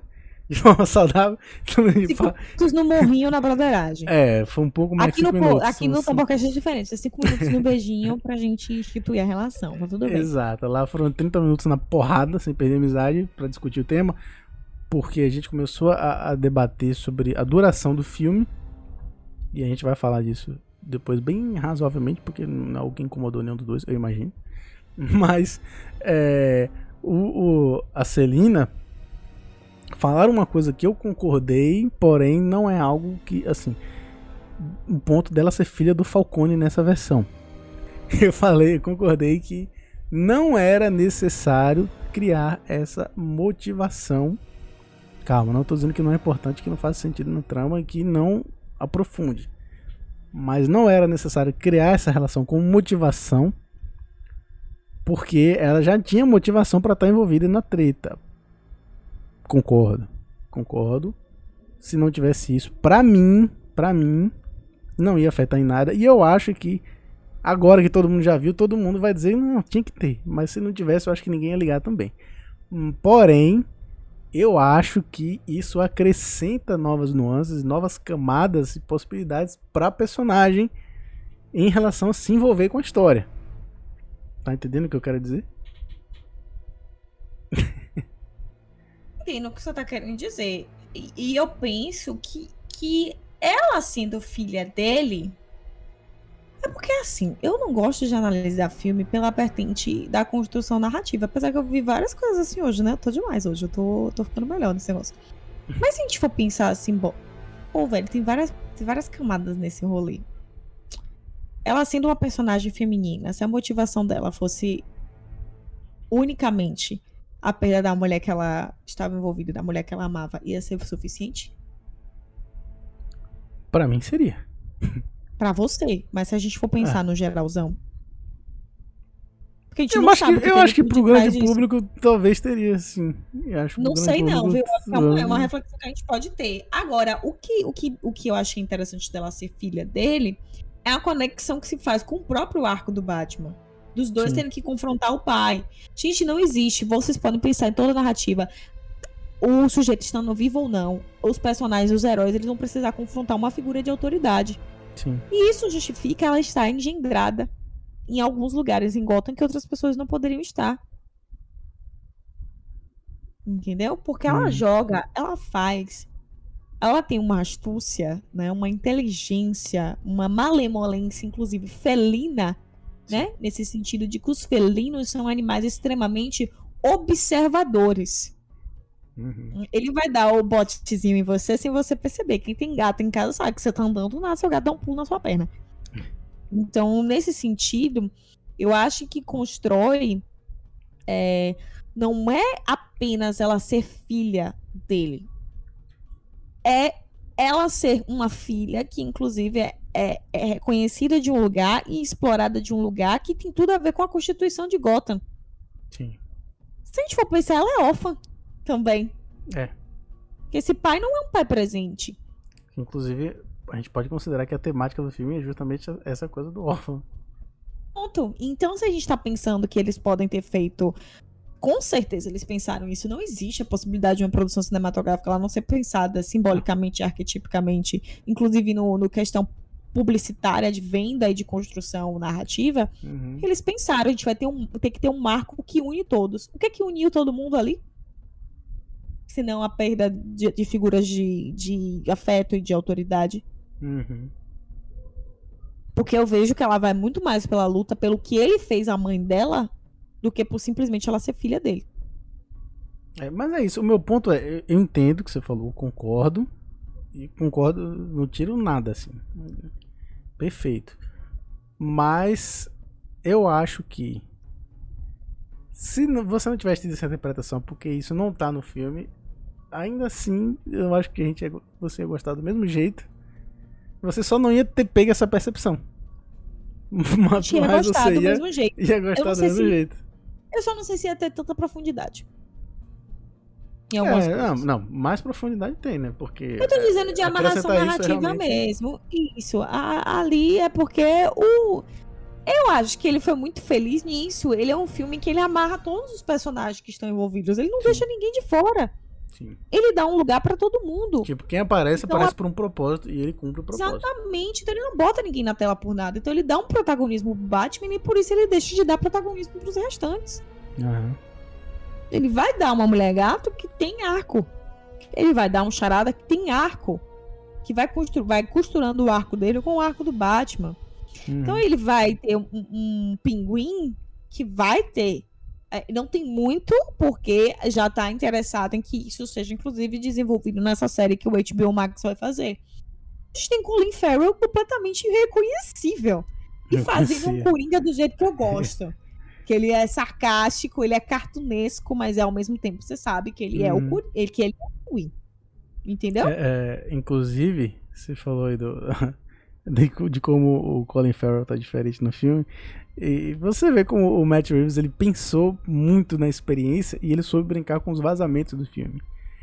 Porque, primeiro ponto, o rapaz lá esqueci o nome, o irlandês lá do Eternos, o Coringa, ele teve muito vazamento falando que ele era o Coringa, porém, todas as fotos de bastidores que vazaram, ele estava interpretando um policial. Porque houveram cenas fake gravadas pelo Matt Reeves pra poder despistar do carro, né? Exatamente, o da Zoe Kravitz ainda é um pouco mais, porque o da Zoe Kravitz tá no filme. Tipo, a cena. Tipo, tem uma hora que o Batman pega fotos que ele vê ela do lado do Falcone, e aí quando ele chega lá, e ele começa a suspeitar de que ela tem um caso com ele. E aí quando ele encontra com ela lá no funeral do prefeito, ele tá com uma mulher, e ele pensa que é a Selina, E não é. O maior plot twist tão bom quanto a cena final da última saga de Crepúsculo. Exato. E a cena Olha, com Matt ela Reeves. foi gravada e foi vazada. E não era mesmo. Então o Matt Reeves foi de propósito, pensando, vou mandar essa porra aqui agora, porque no filme isso aqui vai... Então, tipo, é diferente da do Coringa, que foi só pra despistar. Ele criou uma pra despistar totalmente, pra desarmar totalmente você que tá assistindo o filme. Pra até você ser pego no plot twist. E outra também, que eu não vi ninguém falando sobre isso, mas eu lembro. Quando começaram as gravações e o Colin Farrell começou a gravar, o Colin Farrell apareceu com o cabelo platinado, com uma roupa completamente diferente, muito parecido com uma outra versão do Pinguim que a gente tem em um quadrinho que eu não vou lembrar agora qual é. Que é uma outra versão alternativa do Pinguim nos quadrinhos. O nome do Coringa é Barry Keoghan. Barry Keoghan. Keoghan. Adoro esse cara. É o meu personagem favorito de Eternos, junto com o Com Fast. certeza, o Drug, né? O maior Drug, de pra todos. mim, é fantástico. Ele fica E com a aquele... química com o Macari, assim, o que a gente gostou realmente de Ele Eternos. fica com Escutem o cast de Eternos. Muito bom. Ele fica com aquele ar de pau no cu, que vai ser o arrombado da história. No final ele não é. Mas é o contrário, exatamente. E até por isso que eu fiquei feliz por ele ser o Coringa. Quando começou a vazar esses rumores, eu falei, caralho, ele tem tudo a ver, porque ele tem realmente esse Tinha jeito premiere de... dele em outro rolê, eu vou perguntando, você é o novo Coringa? Ele, tipo, ele saindo, dando risada, entendeu? E aí ele... Pô, que legal. Fiquei muito feliz com essa escolha dele. E aí o Pinguim tem essa gravação do Colin Farrell como uma outra versão alternativa dos quadrinhos do Pinguim, que é um Pinguim mais magro, mas muito parecido inclusive com o da série Gotham, né? Só que o cabelo platinado e tudo mais, o Colin Farrell gravou o Colin Farrell gravou cenas assim. E quando saiu o primeiro trailer, não era nada daquilo, era um outro cara, era tipo, completamente diferente. Que o Matt Reeves também gravou pra despistar. E o Colin Farrell, pra mim, assim, ele é um cara que ele sempre flerta com boas atuações, mas ele não entrega muitas boas atuações, ele sempre flerta, ele chega perto assim no... Caralho, esse cara vai chegar num nível absurdo e... Pá, ele tem algumas assim que você fala... pô, esse cara atua bem, mas tem a grande maioria dos filmes dele, ele chega perto, mas acaba sendo só um mediano. Aqui ele entrega pra caramba e ele tem um personagem que tem um nível de complexidade, assim, diferente, porque ele é um personagem sério, ele tem um fundo dramático, ele tem um background de um cara que o Pinguim, historicamente, é o grande vilão mafioso diretamente do Batman. Apesar dos grandes mafiosos na história do Batman ser o Falcone e o Maroni, né, que nesse caso o Falcone morreu nesse filme e o Maroni já tá preso. Mas o que confronta direto, porque o Falcone e o Maroni não chegam nem perto do Pinguim na galeria de grandes vilões do Batman. Então o grande mafioso conhecido vilão do Batman é o Pinguim. E ele precisa ter essa ascensão. E essa ascensão vem através do... Igual na série mesmo do Gotham, ele faz a mesma coisa, né? Ele começa lá como capanga, aí vira capanga do Falcone, depois trai pra ficar com o Maroni e tal. Ele faz os dois quebrar o pau pra poder ele pegar o vácuo de poder. Então assim, ele vai... Ele é um vilão político, né? Exatamente, jogando, totalmente. Tipo, outro lugar. Totalmente político, é o vilão mais político do Batman. Então assim, ele vai... tem esse vácuo de poder na cidade, que eu acho isso fantástico. Acho que quando a gente for falar mais do final mesmo do filme, eu volto nisso, eu vou até anotar aqui. Mas ele também é um personagem cômico, ele é um alívio cômico do filme. E É aquela cena muito do bem. Batman perseguindo ele com o Batmóvel, é o maior meme possível, né? Ele é um caricato que não é um caricato Forçado. personagem do Zorra Total, sabe? Ele é um caricato. Tem crise, Espontâneo. É muito bom e ele atua muito bem. O Matt Reeves ele tem essa característica, ele consegue extrair. Ele fez o Andy Serkis atuar que nem macaco perfeitamente. E até acho justo o Andy Serkis nunca ter indicado ao Oscar, porque apesar de ser um personagem feito em computação gráfica, é com captura em movimento, né? Ele se usa das expressões e tudo do próprio. Já não tinha feito outro personagem assim? Ele fez o Gollum do Eu ia dizer Senhor isso, dos ele não é Anéis e o tudo mais. Gollum do Senhor dos Anéis. Ele é o Alfred. Ele é o Alfred, é. E ele fez o King Kong também. Ele foi o King Kong no filme do King Kong do Peter Jackson. Eu amo quando os diretores chamam as pessoas assim, tipo... Esse é meu Os brother, colegados, vem fazer né? o filme, tá ligado? É tipo, Stephen King com a família Skarsgård. Ele atua muito, muito pouco com o Alfred. Pra mim, bom, mas tipo, a gente não teve espaço pra gente ver de fato ele. Porque, né, ele tirado muito porque ele tinha que gravar vendo o tempo de carnificina. Então, tiraram ele da história. Péssima Mas, escolha. Se eu fosse ele, eu tinha feito meu Alfred. mas o Matt Reeves, ele manda muito bem em extrair dos atores, né? Você vê que nesse filme a direção de elenco é muito, muito, muito boa. E aí, partindo do Colin Farrell, tem o John Turturro também, que é um ator de comédia. Ele, não só de comédia, mas ele é muito conhecido por comédias. E ele tá muito bem como Falcone. Inclusive tem uma série dele, eu deixo como recomendação, tem na HBO Max, que é o The Night Of, que é uma série com aquele ator, inclusive árabe lá, é o Riz Ahmed é o nome dele. Ah, tá. E o John Turturro, que o Riz Ahmed é um cara que vai preso justamente, o John Turturro é o advogado dele. É uma série muito boa, uma série bem... É um thriller bem interessante, recomendo todo mundo assistir. E o John Turturro atua muito nessa série. E aqui ele atua demais como Falcone. Tipo, eu já vi, tem outras versões do Falcone, inclusive na série Gotham, no Batman Begins também tem o Falcone. Mas nunca é uma atuação assim que marque. Essa também, assim, né? Aquela coisa que fala, oh, meu Deus do céu, o John Turturro fez a melhor atuação que do mundo. Sempre vão lembrar do John Turturro como Falcone. Não chega a ser É tudo. função, né? Mas ele atua muito bem, né? O John Turturro, ele entrega. Tem uma cena muito boa lá no funeral do prefeito, né? Que ele encontra que é justamente a cena que o Bruce Wayne pensa que é a Selina e tal. Aí o Pinguim vai até pra cima do Bruce Wayne. Aí ele fala, não, calma. Ah, até que enfim eu tô vendo a segunda pessoa mais reclusa de Gotham depois de mim. Aí o Bruce Wayne fala alguma coisa pra ele. Tipo assim, acho que foi algo do tipo, estranho ver você sem seus capangas armados. Aí ele vira pro Bruce Wayne e fala, os seus pais deveriam ter também, né? É uma coisa do tipo. The Night Of? The Night Of, Aí o Falcone vira pra ele e falei, capangas armadas, seus pais gostariam de ter, né? Uma coisa assim do tipo. Eles fazem uma provocação assim, bem boa, assim. Mas então acho que a gente pode falar. Vou falar um pouquinho do Gordon também. Muito pouco, porque também não tem muito. Eu não acho que ele seja pouca atuação, acho que ele atua demais, assim, na história mesmo. O Gordon tem uma participação bem grande na história. Participação no sentido de envolvimento com a história, né? Não é de aparecer no filme. E eu acho que ele tem um envolvimento até relativamente grande na história. Mas eu acho que o afastamento é como eu falei. Eu acho que tem dois fatores aí. Primeiro, a gente tá acostumado com o Gordon, que é protagonista nos filmes do Nolan. E aquele terceiro filme do Batman, primeiro nem tem Batman no filme. O Batman aparece 2 minutos no filme inteiro. O último filme do Batman é o filme do Gordon. Enquanto o Batman tá lá curando as costelas, fudido, no sabe Deus onde, o Gordon tá lá resolvendo, segurando as broncas e botando a polícia lá pra ajudar e enfrentar o Bane. E outro ponto, é justamente o que eu acho mais legal, que é o fato do Matt Reeves estar focando no Batman e não nos personagens. Pela primeira vez o filme está sendo focado no Batman, como a gente já falou. Não tanto nos vilões, não tanto nas coisas ao redor do Batman. É o filme do Batman. É por isso que eu já falei. Eu falei no Twitter, falei no Terra Nerdica. Falo de novo. Esse é o melhor filme do Batman, mas não é necessariamente o melhor. É o melhor filme do Batman, mas não necessariamente o melhor filme com o tema Batman. Entendeu? Pra mim, o Cavaleiro das Trevas é mais filme, como um filme. Se a gente pegar um filme, estrutura de filme e tal, um filme, o Cavaleiro das Trevas é um filme melhor. É o melhor filme que usa da temática Batman, mas não é o melhor filme do Batman, porque esse é o filme do Batman. Então acho que é por isso que fica mesmo essa sensação de que faltou o Gordon. Pra mim tá ótimo, tá ok.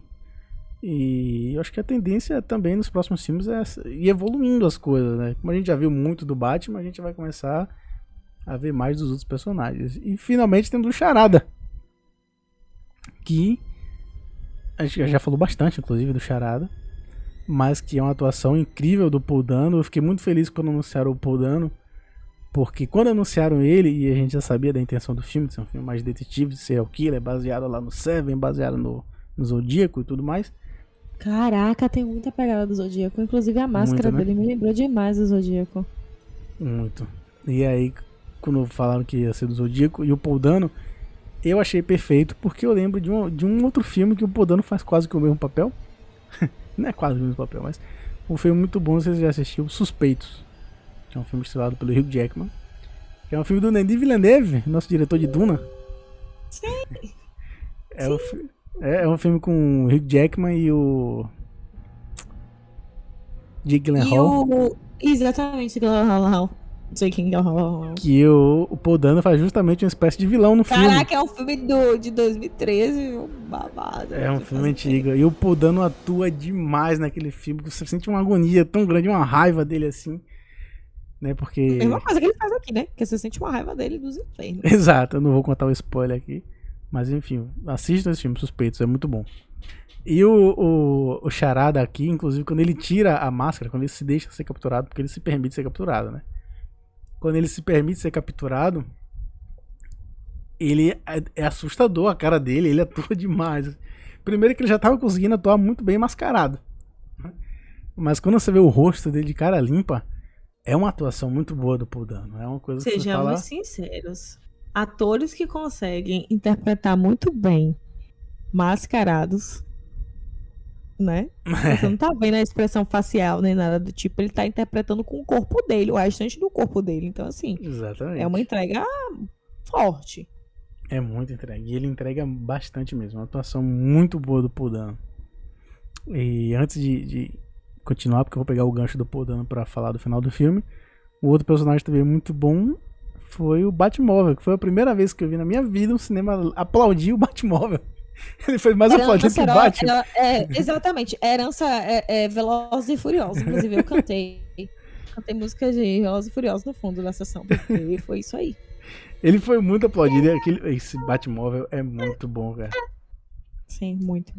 Muito bom. Aquele barulho que ele faz do ronco do motor, que parece um... E os memes, assustador. ele não pode te machucar, assim. Ele pode te machucar. Ele parece muito lá o filme lá do Stephen King, do carro assassino. Ele é muito bom. E aquela cena de perseguição ao Coringa é perfeita. Esse filme é bom por isso, porque ele consegue entregar tudo. Você tem Batman porradeiro, você tem Batman detetive, você tem perseguição de corrida, você tem drama, você tem tudo que você espera de Batman, tem ali no filme. Tudo que você tem. Sim. E aí, puxando pro final do filme, o Charada é interessante, porque o Charada na verdade é um filme, eu vi todo mundo falar que o Charada venceu, né? Porque ele conseguiu executar o plano, mesmo tendo, né, sendo preso, entre aspas, porque fazia parte do plano dele ser preso também, né?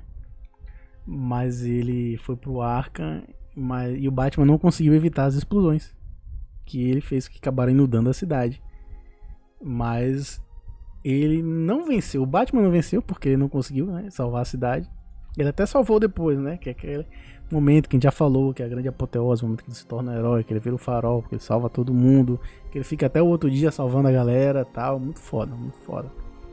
Mas o Charada, parte do plano dele era o Batman ser preso com ele no Arkham. E os dois, ou que pelo menos o Batman tivesse matado a Charada, porque ele percebe no final que não, né? Que é aquele momento que o Batman tá lá desesperado, que o Charada começa a falar Bruce Wayne, e aquela tensão, a trilha sonora muito boa nesse momento. O Batman começa se até reparar, o pessoal na internet que falou, não tinha reparado, ele baixa a cabeça assim, tipo, ele vai se desarmando quando o Charada vai dando a entender de que ele é o Bruce Wayne, aí ele vai, tipo, se tornando Bruce Wayne ali mesmo, dentro da roupa do Batman, ele vai murchando, tipo, caralho. Você vê o blow-up do gato desaparecer, pô. Ele fica tipo, caralho, fudeu, o cara descobriu, fudeu tudo, acabou o meu plano, acabou tudo que eu queria fazer, destruiu tudo e tal. Esse cara me derrubou.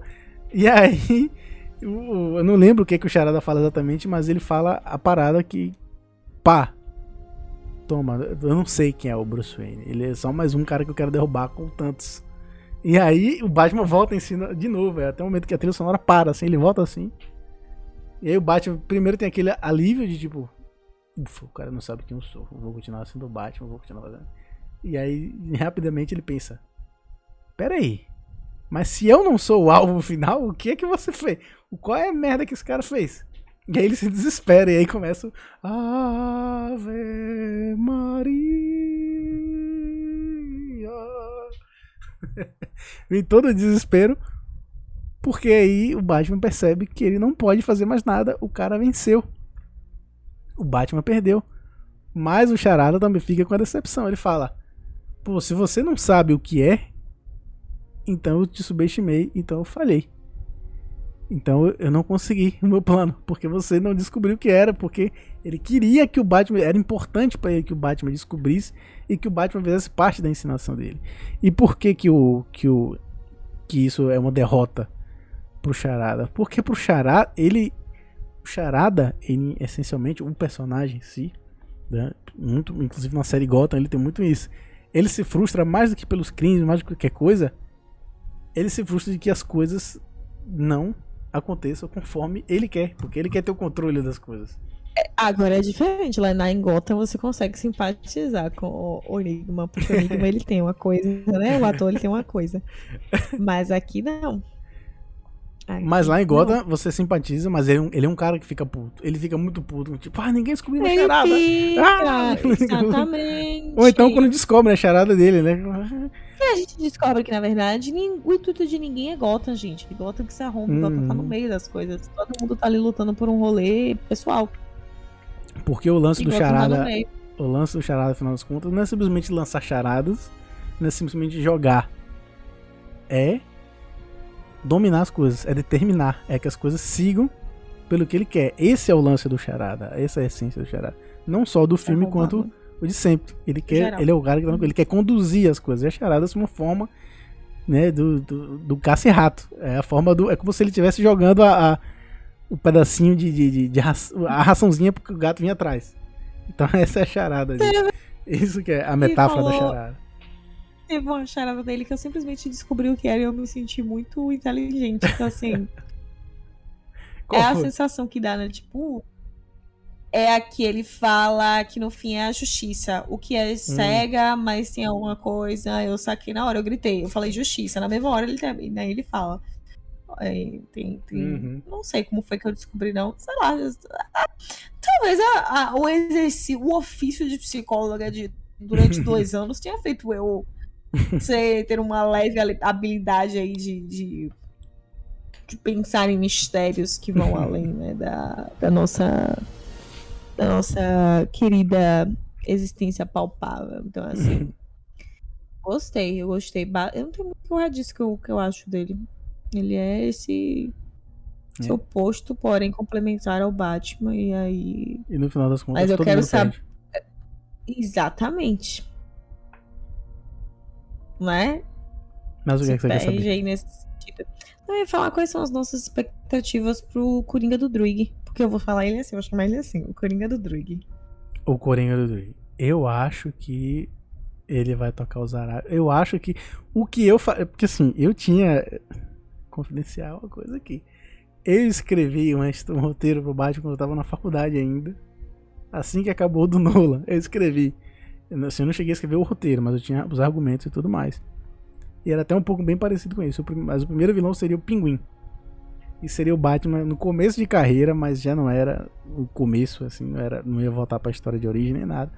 Mas assim, no começo de carreira, tentando pegar o Pinguim. E o segundo filme, a minha ideia era... O segundo filme vilão seria o Charada, mas que no final a gente ia descobrir que quem tá por trás do plano dele era o Coringa. E no terceiro filme, o Coringa seria o grande vilão. O que é que eu acho que pode acontecer, mas a gente não pode arriscar. O Coringa, é o que eu falei, que aquela cena é uma das coisas mais universo de Batman que eu vi na minha vida nos cinemas, que são os vilões se tornando amigos lá no Arkham. E certamente vão tramar coisas. Isso pra mim é muito foda. Isso é muito quadrinho de Batman. Gotham tem muito disso, né? Que os vilões tudo se interagem e vira brother e tem as brigas dele mesmo e tudo mais. Isso é muito... Inclusive os jogos, né? Os jogos do Batman recentes, os jogos da Arkham, não se chamam Arkham à toa, né?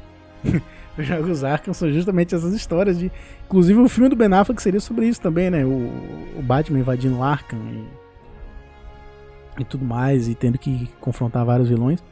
Mas aqui eu acho que vai rolar algo desse tipo. E eu torço muito para que seja isso. A gente tem alguns ganchos e possibilidades pro próximo filme, né? Como a gente falou, o Pinguim vai ganhar a série porque criou-se um vácuo de poder. E muito mais do que um vácuo de poder, o filme termina com a inundação que destrói a cidade, que lembra um outro arco chamado Terra de Ninguém. Se eu não me engano é Terra de Ninguém, não lembro. Um arco dos quadrinhos, em que acontece isso, em que rolam as explosões, Gotham é inundada e Gotham toma no cu. e o Batman tem que resolver. Inclusive ele Como pede ao governo, pede ao Superman, que pede pra todo mundo, cara, não deixa eu resolver minha parada aqui, não vem ninguém interferir aqui. E aí o Batman tem que arregaçar as mangas pra resolver, e a cidade fica completamente sitiada. Uma coisa que é muito comum nas histórias do Batman é os territórios. Tem o território do Charada, o território do Pinguim, o território do Duas Caras e tudo mais. E como já tinha esse vácuo de poder, porque quem dominava a cidade era o Falcone, e não tem mais o Falcone, pra quem vai esse poder? Outra, a cidade se destruiu. Outra, Pinguim ou Charada tá junto do Joker no Arkham, que pode ter outros vilões lá. Ou seja, a merda tomou conta geral de Gotham no final. Então assim, eu acho que Gotham é com um personagem também vai evoluir, mas diferente dos filmes do Nolan, em que Gotham vai se limpando, né? Ela vai ficando uma cidade mais limpa, mais bonita até. Por isso que ela é 3 cidades completamente diferentes nos 3 filmes, cada um filme. Até porque foi realmente gravado em cidades diferentes, mas não é nesse sentido, é no sentido de que o Nolan queria mostrar mesmo que o Batman foi limpando a cidade foi se limpando, porque ele queria concluir o arco. Aqui, eu acho que Gotham vai evoluir, mas acho que ela vai evoluir pra pior. É uma coisa que eu adoro também, porque o Batman surgiu, e aí volta em tudo que a gente falou aqui. O Batman surge, o Batman gera os vilões, toca o zaralho, ele não é mais sobre se vingar, não é mais sobre vingar os pais dele, agora é sobre ele arrumar a bagunça que ele criou, né, sobre a porteira que ele abriu. Então assim, cidade inundada, cidade destruída, vilões espalhados, vácuo de poder. Eu acho que a série do Coringa vai mostrar ele ascendendo, a série do Pinguim, desculpa, vai mostrar ele ascendendo e vai chegar num ponto em que ele tem o seu território. Eu acho que o filme vai se tornar muito mais político, e eu torço muito para que seja isso, uma espécie de terra de ninguém, porque Gotham se tornou de fato uma terra de ninguém, e todo mundo vai querer mandar, e ao mesmo tempo que o Pinguim vai ascender, vai pegar aquele vácuo de poder deixado pelo Falcone, vai ter uma galera que vai dizer: quem é você, meu amigo? Quem é você? Eu quero tomar a minha parte. Então a gente pode ver Duas Caras de repente surgindo e falou: opa, eu sou o cara aqui. O Pinguim querendo ser seu território também, o Charada, ou de repente o Coringa querendo ter seu próprio território, sei lá, coisa. Então eu acho que é um caminho muito interessante se ele for por essa vertente, mas se ele for por uma vertente mais Arkham também, é algo que eu ficaria muito interessado. Uma história mais tipo do jogo Arkham, do Arkham Asylum, né, que o Coringa vai preso no começo do jogo, e aí o Batman, e aí ele toca o zaralho, ele foge dentro lá e começa a assaltar os prisioneiros. E imagina um hospital psiquiátrico com pacientes completamente perigosos, soltos, e fazendo todo mundo de refém lá dentro e tocando zaralho, e o Batman tendo que resolver essa bronca lá dentro. Imagina que foda seria esse o filme. Então acho que esse é um caminho muito bom, e se eles forem por um desses caminhos, e no final, porque inevitavelmente, por mais que tenham vários vilões, tem que ter alguma cabeça, né? Tem que ter alguém para ele defrontar no final. Se esse inimigo não for o Coringa, mas for alguém que foi usado pelo Coringa, eu acho que, e aí puxando para um terceiro filme, eu acho que vai ser um caminho muito foda, até porque vai parecer muito com a história que eu criei. Então é isso. Mas deixa a parte, eu sou um bom contador de história do Batman. Me contrata de si, contrata eu. Pode ser ver quadrinhos, não filmes, mas filmes também. Eu falei demais? Foi muito verborrágio? Você pode falar também, inclusive. expectativas. Eu gosto do cara, eu acho que o cara é foda, eu acho que a gente já viu um aperitivo aí, se a gente for pensar no mundo dos heróis, que ele, como o Druig, ele tem muito pouco tempo de tela em relação aos outros personagens ali em Eternos, até porque ele descende ali da narrativa de Eternos, e assim, eu acho que, repito, né, é um ator que ele consegue já te dar uma excitação ou criar alguma coisa ali numa narrativa, sem ele tá com todas as características dele pra jogo, é uma coisa muito, pensar assim, promissora, porque ele tem uma risada que é promissora. Uhum. Gostei da risada. A gente não vê o rosto, Eu já tinha lido que poderia ser ele, né? Então assim, eu brinco que é a A gente sabe que tem umas cenas de Mandaloriano que não é o Pedro Pascal embaixo do capacete. A gente sabe, mas a gente vai falar das cenas que Pedro Pascal é o Mandaloriano, né? E que você simpatiza com o Mandaloriano, mas você não vê a cara do Pedro Pascal. Então eu tô falando de um efeito assim, entendeu? Tipo assim, a gente não viu o cara. O cara ele não tá atuando com todo o corpo dele, tá atuando com a voz dele e a sombra dele, literalmente. Então eu acho que tem toda uma perspectiva de ser um Coringa muito mais... Resumão da minha fala, que de início ele vai ser o que manipula e depois ele vai botar a cara dele pra jogo. Ponto. Maravilha, tomara. Pra mim é um caminho... Eu acho que é perfeito. o caminho mais... como é que se diz? O caminho mais gostosinho, assim, que eu gostaria de ver, né? Enfim. Eu tô pensando que outros filmes esse ator já fez, que eu não tô recordada. Eu fui ver aqui que ele já fez Dunkirk, mas eu nunca terminei de ver esse filme, Harry Styles, que me perdoe. Esse The Green Knight também não rolou, brother, não rolou. Cara, eu não consigo assistir esse filme nada, assim. Também não rolou real oficial. E eu não tô vendo nenhum filme que tenha sido algum filme que eu... Bom, ele fez Chernobyl, a série, pelo que eu tô vendo aqui. É curioso, porque ele tem uma cara que é facilmente marcante, assim. Tipo, é um cara que... É diferente do vigilante lá, do pacificador, que é um cara que a gente olhou assim, caralho, a gente viu esse cara a vida toda e a gente nunca tinha notado. Mas o rosto dele não é um rosto do vigilante, não é um rosto marcante. Apesar das pessoas acharem ele bonito aí e tal. Não é um rosto marcante. Não, você fala, caralho, conheço esse rosto. Mas o rosto do Barry Keoghan é diferente. Barry Keoghan, gostei. Eu não sabia falar o nome dele, não. O rosto dele é marcante. É um rosto assim que você fala, caralho, eu conheço. Só que... ele fez o quê? Ele fez um filme que ele contracenou, inclusive, com a Nicole Kidman, com o Colin Farrell. Olha aí, tem carreira, o rapaz. Ele fez do Kink. Ele é o filho do cara do barco, lembrei. Ele fez Animais Americanos, né? Ele fez Chernobyl, a série. Eu não lembro desse aqui, Calma Your Horses. E aí a gente chega com Eternos. Então, assim, ele é mais reconhecido realmente aí, agora no nosso momento aqui, por Eternos. E aí a gente tem uma possibilidade aí que eu não sei como é que vai ser um ator aí de melhor de dois mundos, porque ao final de Eternos deixa claro que o Drigg é um personagem que tem possibilidades narrativas. Eu não sei como é que a Marvel vai lidar com ele, sendo um personagem que tem um papel e um arcabouço muito mais intenso aí numa narrativa. Com a diferença que, apesar do Drugg ser um personagem bom, e ele atuar muito bem com o Drugg, e aí, como você falou, tem possibilidades aí muito boas que dá pra usar. O personagem da vida de qualquer ator. De loucura, sim. O personagem da vida de qualquer ator pra quadrinhos é o Coringa. Não pode correr. Ele é o personagem. Pra qualquer ator gostaria de ser o Coringa, eu imagino. Então, assim, ele tá.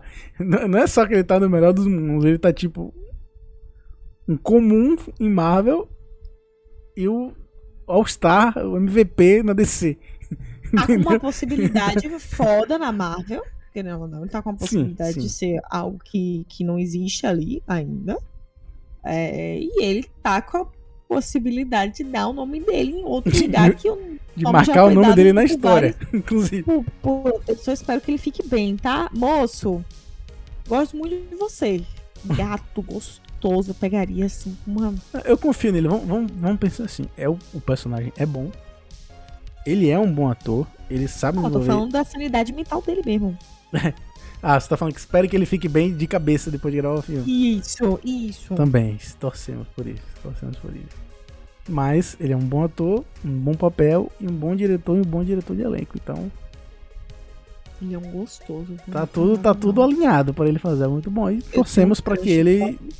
Né?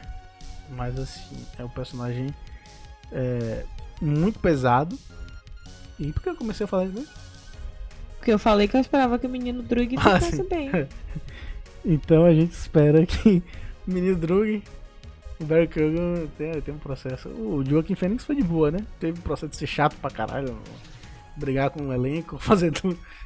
enchia o saco de todo mundo. Que cada um tem umas particularidades do que o personagem, né, acaba talvez aí... Exato, que Heath Ledger era muito amigo dele, inclusive. Era o melhor amigo do Joaquin Phoenix. E Joaquin Phoenix falou Façam no terapia, discurso... viu, moços? Não é por nada não, mas façam. Ele não Ah, não, precisa assim, interpretar né? o Coringa pra precisar de terapia, não. Todo mundo precisa. Sim. Exatamente. E aí o Joaquin Phoenix falou no papel dele, eu peço perdão a todo mundo que ele me suportava e tal, não sei o que. Ele disse que ele era bem arrombado com todo mundo, assim, tipo. E segundo ele, não é simplesmente porque ele é uma pessoa ruim, mas porque fazia parte do processo pra construir o personagem. Mas enfim, nós estamos falando aqui sobre The Batman e não sobre Coringa e não sobre Doug. Não, mas a gente falou as expectativas de possibilidades que vem aí das narrativas de The Batman. Exatamente. Então acho que falamos E o sobre Batman tudo, né? abriu muitas portas. Sim. Sou satisfeita. Falamos sobre tudo. Se você quiser Nham, mais, nham. manda direct pra conversar com a gente. Manda direct. Chama a gente pra participar de alguma coisa aí, de alguma live, de algum cast também, a gente aceita. Vamos começar em live, aparece lá no Twitch também, no Tamboteco, pra trocar ideia. A gente pode trocar ideia sobre debate. Exatamente. Segue a gente no Twitter pra gente fazer um space. Exatamente. Isso. Send pics.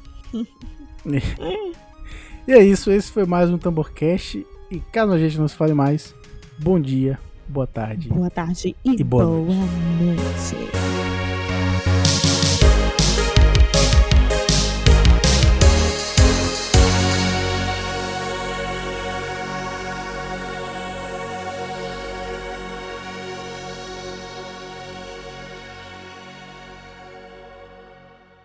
Espera que eu tampo os ouvidos. Só pra poder sincronizar depois os áudios com mais facilidade. Pensei que tinha soltado um peido. Gostou da minha camisa de ficar em casa, estragada? Do UFC, bem hétero, eu gostei. Do UFC. Porra, você tá o Hulk, você tá gostoso. Chega a camisa tá lá. Por quê? Porque eu sou hétero e eu sou top. Eu me considero top. Então... No meu grupo de amigas a gente também te considera hétero top. É sério? Uhum. Por que, cara? Só porque Porque eu... você é hétero top, não tem como. Teve um dia que eu postei uma foto com uma cerveja lá no distribuidor de meu amigo com uma cerveja. E eu tava com uma camisa de time. O tanto de mulher que comentou: nossa, você é muito hétero top. Eu, por quê? Porque eu tô com a camisa de time? Amigo, Então eu tô você ferrado, é... porque eu adoro camisa de time.